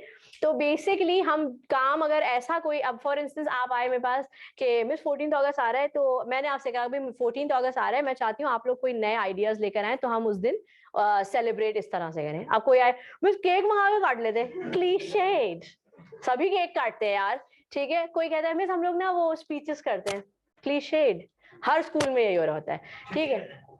Cliché, that's the Pakistani cliché, right? कोई ओकेजन आ रहा होता है छुट्टी करते हैं, तो ये सबसे बड़ा क्लीशे है, ठीक है? कोई नया काम करें, मिस चले बीच क्लीनिंग करते हैं, है ना? चले मिस रोड पे झाड़ू लगाते हैं, हाँ, गटर खोलते हैं, कोई करेगा नहीं, राइट? क्योंकि वो क्लीशेड नहीं है। तो आप लोग सब बेसिकली क्या कर रहे हैं, ये क्लीशेड का मतलब होता है कॉमनली यूज्ड, ठीक है? जब आपके पास क्रिएटिव वर्ड आए और आपसे एंटोनिम कोई पूछे तो आप क्या बताएंगे? हैं? क्लीशे, ठीक है? क्योंकि क्रिएटिव मतलब unique, something out of the box, ठीक है? यानी कि वो नहीं जो हर कोई कर रहा है, कुछ अलग, ठीक है? यूनिक। सो यूनिक का एंटोनिम क्लीशे होता है, इसलिए क्योंकि क्लीशे एक ऐसी चीज है जो कॉमनली यूज्ड हो रही है, ठीक है? किया गूगल करो, ओके? सो बेसिकली ये है। तो आपको क्या देखना है टेक्स्ट में कि आप बहुत ज्यादा जार्गन यूज करके किसी पे झाड़ ना रहे हो कि मैं कोई सीए हूं, और ना ही आप क्लीशेड बातें कर रहे हो जिससे लगे कि पाकिस्तानी है, राइट? वेरी ऑब्वियस, ठीक है? सो ऑब्वियस बातें हैं, most common obvious. Appropriate tone तो आप सबको समझ आई गई थी क्योंकि हमने बहुत दफा पढ़ी कि अप्रोप्रिएट टोन आप पंक्चुएशंस और चॉइस ऑफ वर्ड्स के थ्रू लाते हैं। फिर read the text out loud, ये क्यों कहा गया है कि इसको भी कंसिडर करें? कुछ चीजें जब हम लिख रहे होते हैं और हम उन्हें दिल में एक बार रिवाइज करते हैं, रिव्यू करते हैं, तो हमें वो चीजें अजीब नहीं लगती, लेकिन अगर आप उसे एक बार रीड अलाउड करें ना तो आपको ये समझ आएगा कि सुनने में ये बात कैसी लग रही है। अपनी लिखी हुई बात को कभी जोर से पढ़िए, किसी को टेक्स्ट लिख रहे हैं आप कोई बहुत ही क्रिटिकल कंडीशन में, तो एक बार उसे जरूर जोर से पढ़ा करें। क्यों? क्योंकि उससे ये आपको अंदाजा होगा, it's a very very relevant activity, कि आपको अंदाजा हो जाएगा ये बात सुनने में कैसी लगेगी। और जरा न्यूट्रल दिमाग के साथ सुनिएगा, ये नहीं कि मैंने लिखा है तो बस ये ऐसे पढ़ोगे तो कभी वो चीज बुरी नहीं लग सकती, क्योंकि वो आपका मैं जो है ना वो पहले आपको कह चुका होगा ग्रेट काम किया आपने, ठीक है? सो प्लीज ऐसे नहीं पढ़िएगा, न्यूट्रल पॉइंट से पढ़िएगा तो आपको समझ। Does it flow? Does it flow का मतलब है क्या आपकी पूरी बात में सेंस डेवलप हो रहा है, सेंसिबल बात कर रहे हैं आप, कहीं से दूसरे के दिमाग में सेंस बन रहा है। Are any words phrases points repeated unnecessarily? कुछ दफा आपको पता चल जाता है कि आप बहुत चीज बार बार बोल रहे हैं, बार बार बोल रहे हैं। जैसे मेरा एक कॉलीग है, मैंने उसकी एक बात को बार ऑब्जर्व करके उसको एक बार बताया कि तुम ये चीज बहुत बोलते हो, पहले उसने कभी नोट नहीं किया था, and then he realise that yes he use this thing a lot, although it's not a bad thing but it's a kind of एक एक्सियम बना लिया है उसने, हर बात से पहले वो बोलता है। फॉर एग्जाम्पल आप, वो टीचर है ऑब्वियसली, जैसे ही वो आपको पढ़ाने आएगा, आपने उससे कोई सवाल किया, वो आपको सवाल का जवाब यूं नहीं देगा कि ओके यू सी, वो यूं कहेगा कि सो हियर्स द थिंग, यानी कि वो अपनी बात को, obviously it's a good thing कि वो एक, उसने एक स्टेटमेंट बना लिया, एक फ्रेज है जो वो रिपीट करता है, वो उसका फिलर है। फिर हम जैसे हाँ तकिया कलाम जैसे हम उर्दू में कहते हैं। अब फॉर इंस्टेंस आपने नोट किया होगा हमारे यहाँ इंग्लिश जो है it's not our first language, second language है, तो जब कोई बात शुरू करे इंग्लिश में और वो इंग्लिश ही में बात कंटिन्यू करता है तो वो फिलर्स बहुत यूज करता है, you know I mean to say right, okay, और Here we go again, इस तरह के क्या होते हैं, ये क्या होते हैं, ये बेसिकली वो फिलर्स हैं जो आप अपनी रिटन लैंग्वेज में लिखने लगते हैं। really बहुत आता है ना, इट्स रियली गुड, ये आप बोलते हैं रिटन लैंग्वेज में ये बिल्कुल गलत सेंटेंस है। If you are writing really for anything unnecessarily, filler है वो, तो रिटन लैंग्वेज में वो एक्सेप्ट ही नहीं होता, कड़े आता है। तो आप जब रीड अलाउड करते हैं आपको समझ आता है कि आपने क्या बहुत ज्यादा स्पोकन लैंग्वेज तो यूज नहीं कर ली। Does all the information pass the need to have rather than nice to have test? Need to have and nice to have, यानी कि जब आप पढ़ेंगे अपना टेक्स्ट जोर से तो आपको एक चीज समझ आएगी कि क्या मैंने वही बातें लिखी हैं जो वो मुझसे पूछ रहा था या जो उसने मुझसे मांगी है, या मैं सिर्फ उसके साथ अच्छा बन के बिला वजह की बातें कर रहा हूँ। ऐसा होता है कि आप ना कभी कभी, जैसे कि अभी आप लोग सब लेटर लिखेंगे, नेक्स्ट जो चैप्टर स्टार्ट होने वाला है इसमें लेटर राइटिंग है। मैं देख रही थी पिछले क्लासेस में, मैंने नोट किया बच्चों ने जब लेटर्स लिखे ऑफिशियल तो उसमें प्लीज, काइंडली, योर्स सिंसियरली, इतना ज्यादा इन्होंने एकदम रिक्वेस्टिंग, यानी ऐसा लग रहा था मैंने कहा भाई भीख मांगने जा रहे हैं आप, kindly accept me and please do consider this, इतना ज्यादा जब आप प्लीडिंग मोड में आ जाते हैं तो वो क्या है, ऑब्वियसली भीख तो है, और लोग फिर आगे से क्या कहेंगे, भाई इसको तो माफी करो बेकार है, राइट। तो आपकी टोन बहुत ऐसी नहीं हो कि you are too nice to them, ठीक है, you need to be firm, ठीक है, काइंड, आपको हम्बल रहना है, कंसिडरेट रहना है, कर्टियस भी है, लेकिन आपको बिल्कुल ही हर चीज में प्लीज काइंडली, प्लीज काइंड, आपने देखा कुछ लोगों की बात करने में भी आ रहा है, यार काइंडली ये करो, काइंडली ये दे देंगे, काइंडली वो हो जाएगा, भाई क्यों इतना काइंड, आपके पास बहुत ज्यादा काइंडनेस है तो फिर आप घर में जाए, right. So this is something which is very important. Don't try to be too nice, but try to complete or compete the need of that question. ठीक है, तो ये था पहला चैप्टर जिसमें हमने राइटिंग प्रोसेस को अच्छी तरह से समझा। इस पूरे चैप्टर को एक बार पेजेस वाइज देख ले कि कहीं पर आपको कोई टॉपिक में कोई कंफ्यूजन रही हो तो एक बार मैं उसे एक्सप्लेन कर दूं, क्योंकि अब हम शुरू करेंगे chapter number 2 which is business messages and correspondence.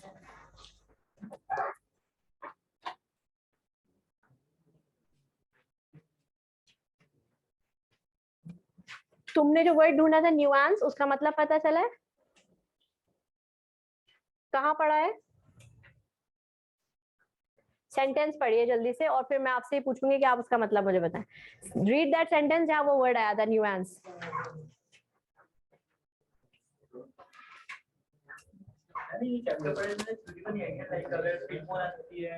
सिर्फ फिशबोन और एफिनिटी आएगा, थ्योरी कुछ नहीं आएगा, पेपर में थ्योरी नहीं है, ठीक।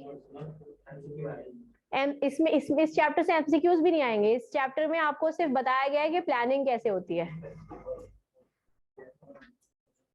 पढ़ो।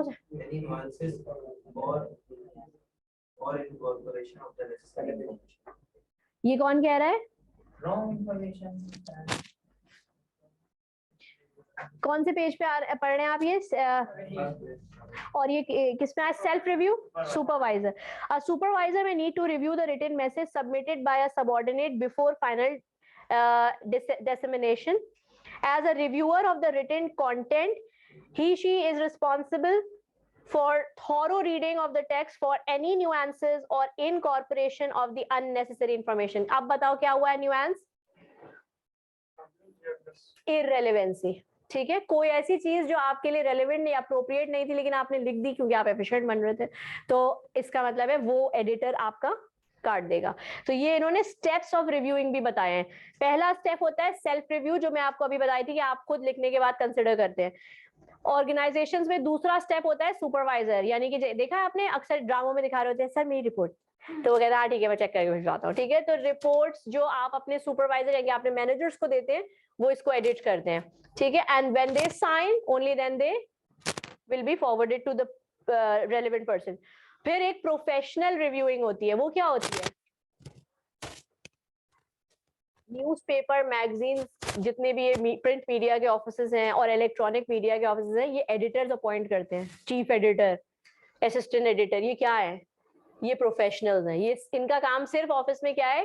चीजों को एडिट करना, कि इसकी गलतियां हटा के इसमें बेहतर वर्ड, इनके अप्रोप्रिएट लैंग्वेज इसमें डालना, ठीक है। एडिटर की जॉब ये होती है।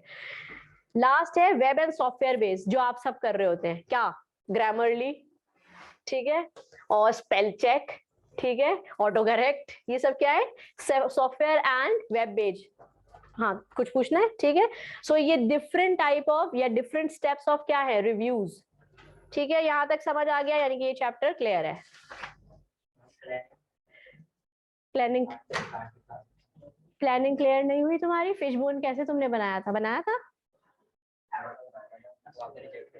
अच्छा, और एफिनिटी नहीं बनाया?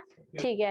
तो ये मैं आपको सिर्फ ये बता देती हूँ कि फिशबोन डायग्राम में आप सिर्फ ये करते हैं कि जो भी आपका टॉपिक होता है आप देखते हैं इस टॉपिक की वजह क्या है, यानी कि ये प्रॉब्लम क्यों क्रिएट हो रही है, ठीक है। जैसे इकोसिस्टम, क्या डिस्टॉर्शन इन इकोसिस्टम, या ग्लोबल वार्मिंग, सबसे बड़ी चीज ये। एक जल्दी से इनको एक प्रैक्टिस दिखा देते हैं फिर आगे बढ़ते हैं।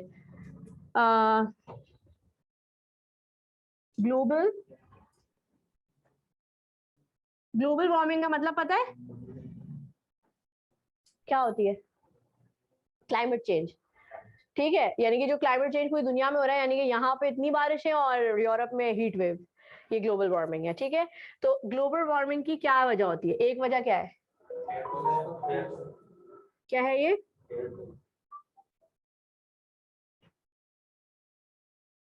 ठीक है। एयर पोल्यूशन का रीजन क्या होता है? इंडस्ट्रीज।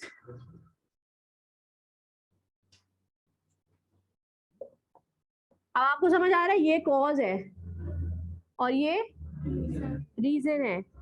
क्या ये रीजन इसका है? नहीं, ये रीजन इसका है, ठीक है। यानी कि ये रीजन इससे कनेक्टेड है। तो आपको प्लानिंग जो करेंगे आप फिशबोन की, तो आप इसमें 3 कॉज ऊपर और 3 उन कॉजेस के एक एक रीजन बताएंगे, ठीक है। एक और कोई कॉज आप देख लें, क्या होता है ग्लोबल वार्मिंग का? डिफॉरेस्टेशन, वेरी गुड, ठीक है। और ये डिफॉरेस्टेशन का रीजन?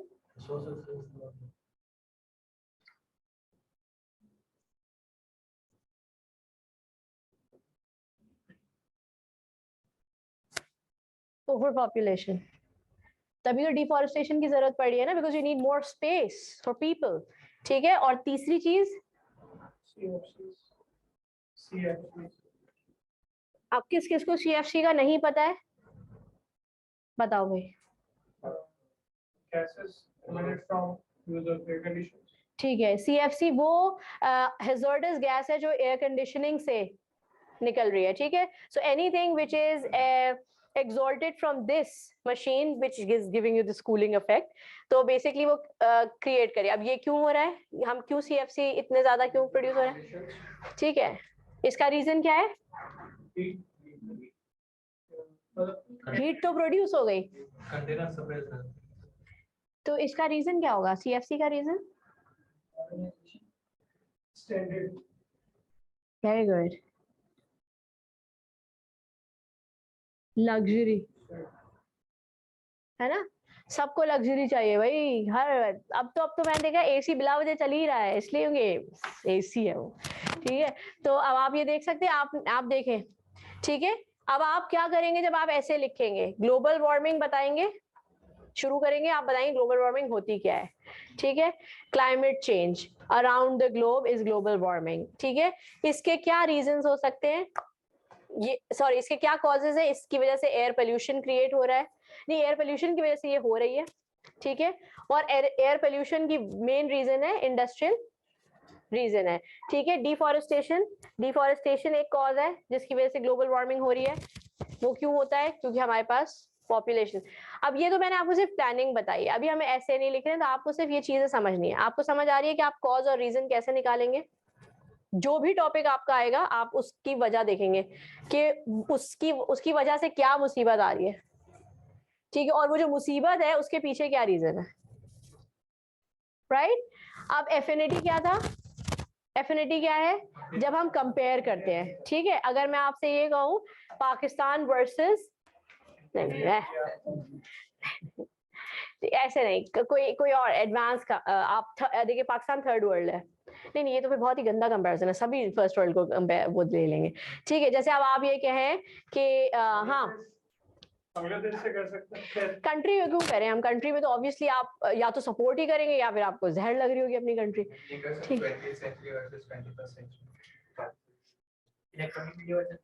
हाँ ये कर सकते हैं, इलेक्ट्रॉनिक वर्सेस प्रिंट मीडिया, ठीक है। अब या तो आप प्रिंट मीडिया को सपोर्ट करेंगे या इलेक्ट्रॉनिक को करेंगे, लेकिन आपको कैसे पता चलेगा कि आपका सपोर्ट किसकी तरफ बहुत स्ट्रांग है? आप लिखेंगे यहाँ पे इलेक्ट्रॉनिक वर्सेस प्रिंट, ठीक है, ये आपकी मेन हेडिंग है। अब आप इनसे निकालेंगे ये दो इस तरह के फ्लो चार्ट्स। अब आप यहाँ आप क्या करना चाह रहे हैं? आप ज्यादा बेनिफिट्स किसी के बताना चाह रहे हैं या किसी के नुकसान ज्यादा बताना चाह रहे हैं? डिपेंडिंग ऑन यू, ठीक है। क्या बताएंगे आप इसमें? आपके दिमाग में क्या आ रहा है? इलेक्ट्रॉनिक मीडिया अच्छा है या प्रिंट मीडिया अच्छा है, या वो ज्यादा बुरा है या वो ज्यादा बुरा है? ठीक है, तो आप जैसे इन्होंने कहा कि इलेक्ट्रॉनिक इज, ठीक है, इलेक्ट्रॉनिक मीडिया इज फास्ट और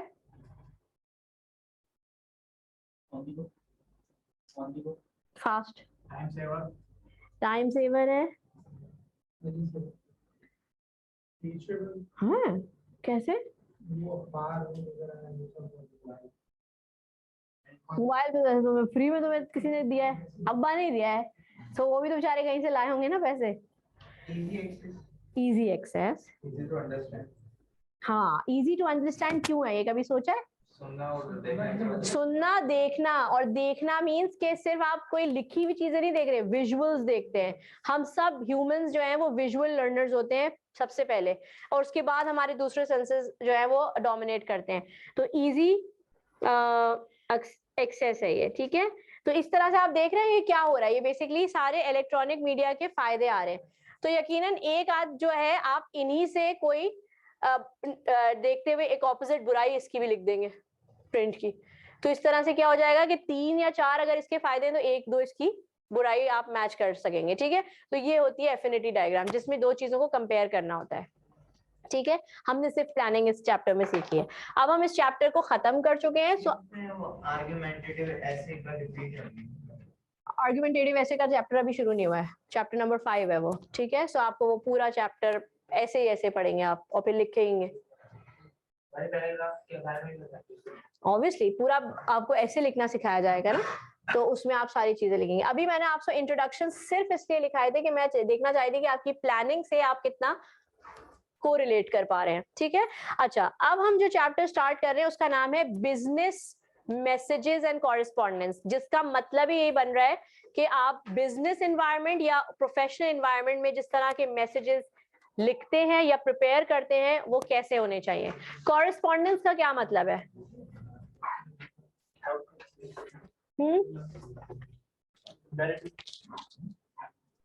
कॉरेस्पॉन्ड, आमने सामने, गुड, वेरी क्लोज। आमने सामने तो चलो आप फेस टू फेस की बात कर रहे हैं, नहीं बात करना है जैसे कम्युनिकेशन ही कह सकते हैं। कोरेस्पॉन्ड को आप इस तरह से लिख सकते हैं कि इट्स अ को रिस्पॉन्स, ठीक है। को रिस्पॉन्स का मतलब है मैंने आपको ईमेल की, आप जैसे ही उस ईमेल का रिप्लाई करेंगे आवर कॉरेस्पॉन्डेंस हैव स्टार्टेड, ठीक है। जो भी बात हम करेंगे, मैंने मीटिंग स्टार्ट की, मैंने आपसे एक डिस्कशन इनिशिएट किया है, आपने उस पर मुझे अपने व्यूज देने शुरू किए, हमारी बातचीत स्टार्ट हुई, वी आर कॉरेस्पॉन्डिंग, ठीक है। क्योंकि जो मैं आपसे पूछ रही हूँ या जो मैं आपसे कह रही हूँ, आप उसके रिप्लाई में मुझे जो बोलेंगे दैट्स कॉरेस्पॉन्डिंग, ठीक है। तो ऑफिशियल एनवायरनमेंट में दो ही चीजें हो रही होती हैं, एक तो बिजनेस मैसेजेस क्रिएट हो रहे होते हैं? क्योंकि आपको ऑब्वियसली कम्युनिकेशन तो आपकी ऑन गोइंग रहेगी, इसलिए क्योंकि आप एक बिजनेस चला रहे हैं, it's an organisation where you have to meet and greet different kind of people and different kind of departments, तो आपको करना ही करना है बिजनेस मैसेजेस पे रिलाय। और सेकंड ये कि जाहिर है जब मैं अपने वेंडर से बात करूंगी तो वहां से भी रिस्पांस आएगा, मैं अपने क्लाइंट्स को डील करूंगी तो वहां से भी रिस्पांस आएगा, मैं अपने स्टाफ से कोई बात करूंगी तो वहां से भी रिस्पांस आएगा। तो इसका मतलब है वी आर कंटिन्यूसली कोरेस्पॉन्डिंग, ठीक है। सो कॉरेस्पॉन्डिंग इज बेसिकली कोरेस्पॉन्डिंग, ठीक है। ये इस चीज में, इस चैप्टर में हम बेसिकली पढ़ेंगे। इस चैप्टर में जो मेन चीजें हम पढ़ रहे हैं वो है लेटर्स, सर्कुलर्स, मेमोज और ईमेल्स। यही वो चीजें जो आपके पेपर में आएंगी और इस क्वेश्चन का जो मार्क्स होंगे वो होंगे 15, ठीक है। ये आपका लेटर राइटिंग है, ठीक है। अभी तक जितने भी पीआरसी के पेपर्स हुए हैं लेटर्स ही आए हैं, चाहे वो फॉर्मल या इनफॉर्मल, लेकिन लेटर। तो रिपोर्ट्स अभी तक आई नहीं है, और रिपोर्ट्स के चांसेस इसलिए भी कम है क्योंकि पीआरसी टोटल आपको 2 आवर्स का पेपर दे रहा है, ठीक है। और 2 आवर्स में वो आपसे कई चीजें करा रहा है, कॉम्प्रिहेंशन, वोकैबुलरी, एसे, प्रेसी। तो वो यकीनन आपको रिपोर्ट नहीं देगा, वो आपको लेटर्स दे सकता है, वो आपको सर्कुलर या मेमो भी दे सकता है, ठीक है। क्यों दे सकता है? क्योंकि ये सब concise way of written communications है, ठीक है। यानी कि ये टाइम लिमिट के अंदर हो जाती है। अब हम इस चैप्टर में स्टार्ट करेंगे किस चीज से, कि लेटर्स कैसे होते हैं, ठीक है, और लेटर्स हम क्यों लिखते हैं। पहली जो हेडिंग है बिजनेस मैसेजेस एंड कॉरेस्पॉन्डेंस, ये मैं आपको दूंगी होमवर्क में, जो आप खुद पढ़ेंगे, ठीक है। ये सिर्फ 2 पेज है, बहुत ज्यादा नहीं है, बहुत कम है। यानी कि बिजनेस मैसेजेस एंड कॉरेस्पॉन्डेंस, जिस पेज पे हेडिंग है वो, और उसके सामने वाला एक पेज, बस, ठीक है। ये 2 पेजेस आप होमवर्क के तौर पे नेक्स्ट यानी कि कल की क्लास के लिए पढ़कर आए, और जो चीज आपको इस पे मुझसे पूछनी हो आप अंडरलाइन करके आइएगा और पूछ लीजिएगा, ठीक है। हम डायरेक्ट आ रहे हैं पहला दूसरा पेज, बस। यानी कि पहली हेडिंग आपको खुद पढ़नी है, दूसरी हेडिंग जो इस चैप्टर की है लेटर्स, वो मैं आपको अभी पढ़ा रही हूँ, ठीक है।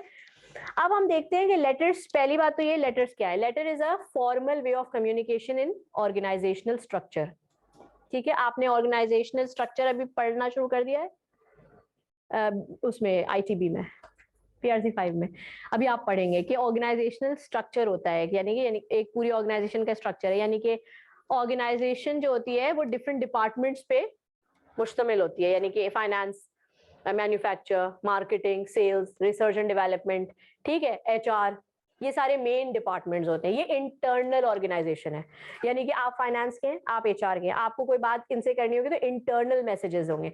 इंटरनल मैसेजेस के लिए आपके पास बहुत रेंज ऑफ वैरायटी है, आप इनको मेमो भी भेज सकते हैं, आप इनको व्हाट्सएप कर सकते हैं अगर कोई ग्रुप बना हुआ है, ठीक है। आप चाहें तो एक सर्कुलर लॉन्च कर दें जिसमें फाइनेंस या सारे डिपार्टमेंट के लिए कोई एक न्यूज हो, क्योंकि एचआर ने कोई पॉलिसी चेंज की है तो वो आप देना चाह रहे हैं, ठीक है। फिर एक होती है एक्सटर्नल कम्युनिकेशन। आपकी पूरी कंपनी है, यानी कि एक पूरी ऑर्गेनाइजेशन है, अब इसको किसी और ऑर्गेनाइजेशन के साथ कोई मीटिंग फिक्स करनी है, क्यों? क्योंकि उसके पास से रॉ मटेरियल आप लेते हैं और अपना गुड बना रहे होते हैं, या आपकी सर्विसेज के लिए उनकी प्रोडक्ट की बहुत सख्त जरूरत होती है जो आपके क्लाइंट हैं, ठीक है। ठीक है, तो अब जब आपका कोई क्लाइंट है तो वो आपका एक्सटर्नल है। एक्सटर्नल कम्युनिकेशन कैसे होगी? एक्सटर्नल कम्युनिकेशन मेमोज व्हाट्सएप पे नहीं होती, ये ऑफिशियल नहीं समझी जाती, ठीक है। मे भी छोटे स्केल पे होती हो, जैसे कि फॉर इंस्टेंस आप ने एक अपना ऑनलाइन कोई काम स्टार्ट किया है, आप ये कह लें कि आप इवेंट मैनेजमेंट, ठीक है, इवेंट प्लानर हैं आप, तो आपने अपने कुछ दोस्तों से जिनका केटरिंग का या किसी और चीज का काम है, तो ऑब्वियसली आप उनको फोन पे भी बात कर लेंगे, क्योंकि आपकी बॉन्डिंग या आपकी रेपो उनसे बहुत इनफॉर्मल है।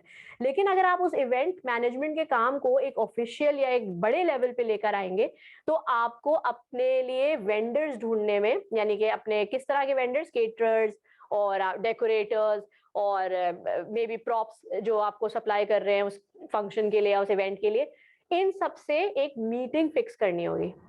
वो मीटिंग ऐसे फिक्स नहीं होती कि आपने व्हाट्सएप किया कि यार वो आप मुझसे मिल ले, ऐसे नहीं होता, राइट। तो वो एक ऑफिशियल तरीके से होता है, ठीक है। जैसे फॉर इंस्टेंस यूनिलीवर, एक ऐसी कंपनी जिसका नाम आप सबने सुना होगा, क्योंकि यूनिलीवर की प्रोडक्ट्स हम यूज बहुत कर रहे होते हैं, है ना। तो यूनिलीवर जो है, या नेस्ले, चलो नेस्ले को यहाँ पर 3 दिन का कोई बड़ा इवेंट कराना है, मे बी उनका एनुअल डे आ रहा है जिसको वो सेलिब्रेट करना चाह रहे हैं, जिसमें वो अपनी कुछ नई प्रोडक्ट्स लॉन्च करेंगे या वो अपना ऑर्गेनाइजेशनल स्ट्रक्चर आपके सामने प्रेजेंट करना चाह रहे हैं, उन्होंने नए शहर में या नए मुल्क में लॉन्च किया है, तो अब उन्हें अपने लिए एक इवेंट ऑर्गेनाइज करना है। इवेंट ऑर्गेनाइज करने के लिए उनको किन की जरूरत पड़ रही है? इवेंट ऑर्गेनाइजर्स की, ठीक है। तो वो ये तो नहीं कर सकते ना कि वो किसी से पूछेंगे यार यहाँ सबसे अच्छा इवेंट ऑर्गेनाइजर आप हैं, ठीक है, आपके ऑफिस में ऐसी, अरे यार मैं नेस्ले से आया हूँ यार इवेंट करा दो, ये नहीं तरीका होता। मल्टीनेशनल्स का कभी भी तरीका इतना इनफॉर्मल नहीं होता। They will send you mails, ठीक है, ईमेल आएगी आपके पास जिसपे वो आपको अपने इवेंट की डिटेल्स भेजेंगे और आपका टाइम मांगेंगे, ठीक है, अगर आप एक बड़े इवेंट मैनेजर हैं, ठीक है। उसके बाद जब आप उनसे आप अपॉइंटमेंट फिक्स होगा, then they will have a official meeting. ये वाली कॉरेस्पॉन्डेंस या बिजनेस मैसेज जो होती है, ये बेसिकली होती है थ्रू लेटर्स, जिसको हम ई लेटर्स को किस तरीके से प्रेजेंट करने लगे हैं? ईमेल्स, ठीक है। सो एक तरह से आपका काम आसान हो गया कि इस चैप्टर में लेटर्स और ईमेल्स को डिफरेंट तरीके से या डिफरेंशिएट करके बताया गया है। आप इस चीज को एक तरह भी ले सकते हैं, क्योंकि बेसिकली आप लोग पेपर कैसे देने वाले हैं? Computerised. If computer based paper आप दे रहे हैं तो आपको ऑटोमेटिकली जो लेटर लिखना होगा वो ईमेल होगा, ठीक है। लेकिन आपको आईकैप ये जरूर कहता है, सजेस्ट करता है कि आपको लेटर की फॉर्मेटिंग, पेपर पे लिखने वाले लेटर की फॉर्मेटिंग भी आनी चाहिए और ईमेल का स्ट्रक्चर भी पता होना चाहिए, जो बहुत ही माइनर डिफरेंस के साथ होता है लेकिन होता है, ठीक है। आप सबने कभी ईमेल्स लिखे हैं? किसी ने कभी ईमेल लिखा है? किसी को कभी ईमेल, जीमेल पे किसी का अकाउंट है? क्यों है? हाँ मतलब प्रेजेंटेशन वगैरह भेजने के लिए सब्जेक्ट कंप्लेंट सब ये कंप्लेन के लिए लिखी है, वेरी गुड। ईमेल लिखी है, तो ईमेल में मुझे ये बताएं कि क्या जिसको आप ईमेल लिख रहे होते हैं उसका पूरा एड्रेस लिखते हैं? उसका इसकी ईमेल आईडी लिखते हैं, वेरी गुड। तो बस सिर्फ इतना सा डिफरेंस है। जब आप अभी पढ़ेंगे तो आपको सिर्फ ये समझ आ जाएगा कि अभी लेटर्स तो आप लोग बचपन से पढ़ते आ रहे हैं। लेटर्स किस तरह के होते हैं? Sender address, receiver address, subject and then your content. Emails में क्या हो जाएगा? सेंडर रिसीवर एड्रेस की जगह ईमेल आईडीज आ जाती हैं, क्योंकि मॉडर्न जमाना है, ऑब्वियसली इतने बड़े बड़े एड्रेस तो जाने नहीं है। और सब्जेक्ट आपके ईमेल में ऑटोमेटिकली दिया हुआ होता है, आपको सिर्फ लिखना होता है कि ये है क्या, ठीक है। Is it for job application, is it a complaint letter और इज इट समथिंग एल्स, ठीक है। और आप अपना कंटेंट लिखते हैं। कंटेंट आप उसी तरह लिखते हैं जैसे आप लेटर्स में लिखेंगे, यानी कि मेन कंटेंट, ठीक है। तो ये हो गया लेटर ईमेल्स का कंपैरिजन, जो कि सिर्फ इलेक्ट्रॉनिक की वजह से चेंज हो रहा है, ठीक है। अब लेटर्स जो होते हैं उसमें सबसे ज्यादा इंपॉर्टेंट चीज क्या होती है? इसमें स्ट्रक्चर वाइज आपको पढ़ाया गया है। आप चाहें तो ये चीजें नोट कर लें, ताकि जब मैं आपको लेटर लिखने के लिए कल क्वेश्चन दूं तो आपको पता हो कि लेटर कैसे लिखता है, ठीक है। सबसे पहली चीज इसमें बताई गई है, जो कि आपको सिर्फ बताने के लिए बताई गई है, हेडर। हेडर क्या चीज है? हाँ, पेज के ऊपर वाला साइड माइक्रोसॉफ्ट में ना, ठीक है, आप ऑफिस के पॉइंट ऑफ व्यू से बोल रही हैं। यहाँ पर जब हेडर आता है आप, यानी कि जब आप पावर पॉइंट या सॉरी माइक्रोसॉफ्ट ऑफिस में वर्ड यूज करेंगे, वर्ड डॉक्यूमेंट, और उस पे हेडर पे जाएंगे, तो हेडर पे यूजुअली क्या आता है? लोगो। जब मेरा पेपर आपको मिलेगा, अब जब मेरी छुट्टी हो रही है, ऐसी दे दो बस,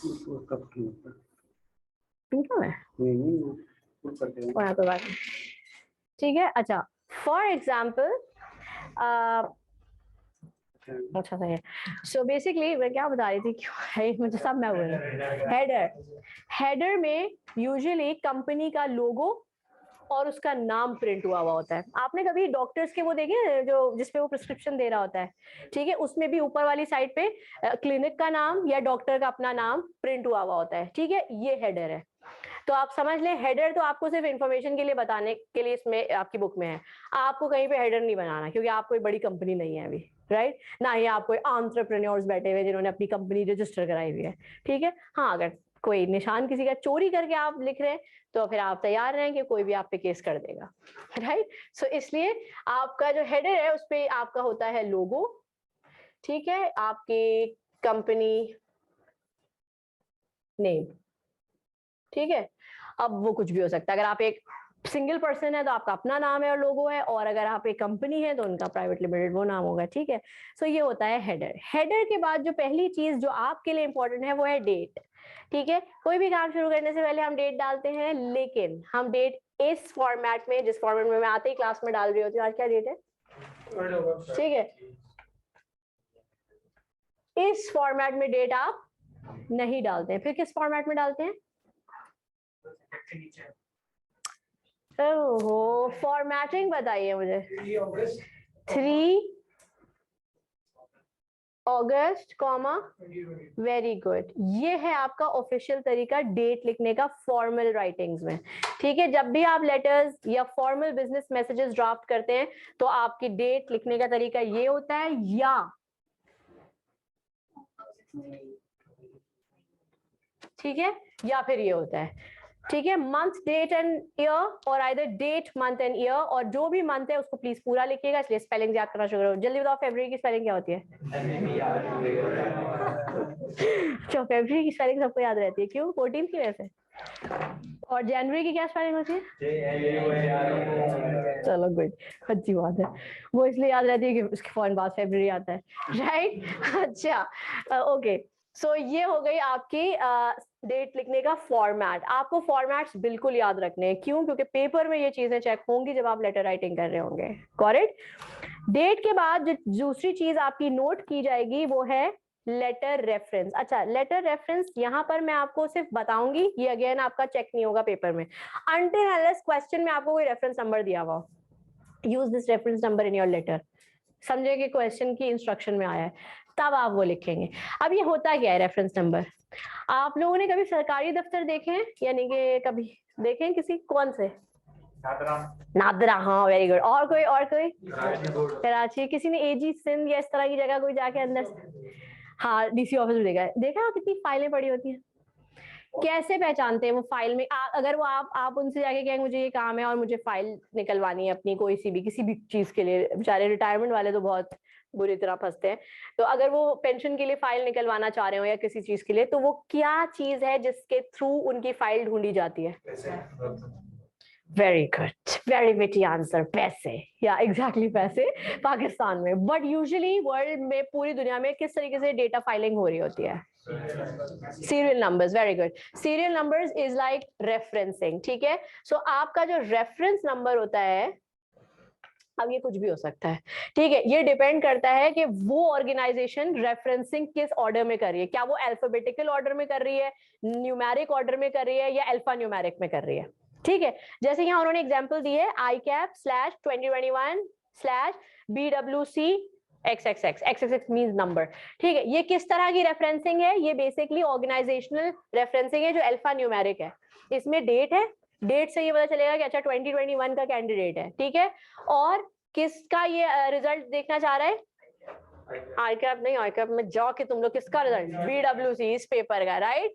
तो वो किस फोल्डर में डायरेक्ट आ जाएगा? जब अभी आप लोग इंफॉर्मेशन सिस्टम पढ़ेंगे, जिस चैप्टर में दिमाग डिडिंग हिल जाता है बिल्कुल ITB में, वो है इंफॉर्मेशन सिस्टम। उसमें आपको डेटा फाइलिंग और ये क्या कहते हैं नेटवर्किंग, और उसमें सारा ये डेटा स्टोरेज, ये सारी चीजें आपको पढ़ाई जाएंगी, ठीक है। वही एक ऐसा चैप्टर है जो ITB में आप लोगों को बताएगा कि ITB है ये, राइट, ये कोई खेल नहीं है। सो बेसिकली वो चैप्टर जो है वो आपको बताता है कि रेफरेंसिंग किस तरह क्यों की जाती है, उसका क्या पर्पस है, और हम डेटा जो है वो मैनेज करने के लिए ये काम कर रहे होते हैं। अब ये अगर एक लेटर या ईमेल तो नहीं, लेटर्स के ऊपर अगर इस तरह का रेफरेंस नंबर प्रिंट हुआ हुआ है, तो इसका मतलब ये है कि आपको वो लेटर ढूंढने के लिए सिर्फ रेफरेंस नंबर डालना होगा या देखना होगा और आपको वो लेटर मिल जाएगा।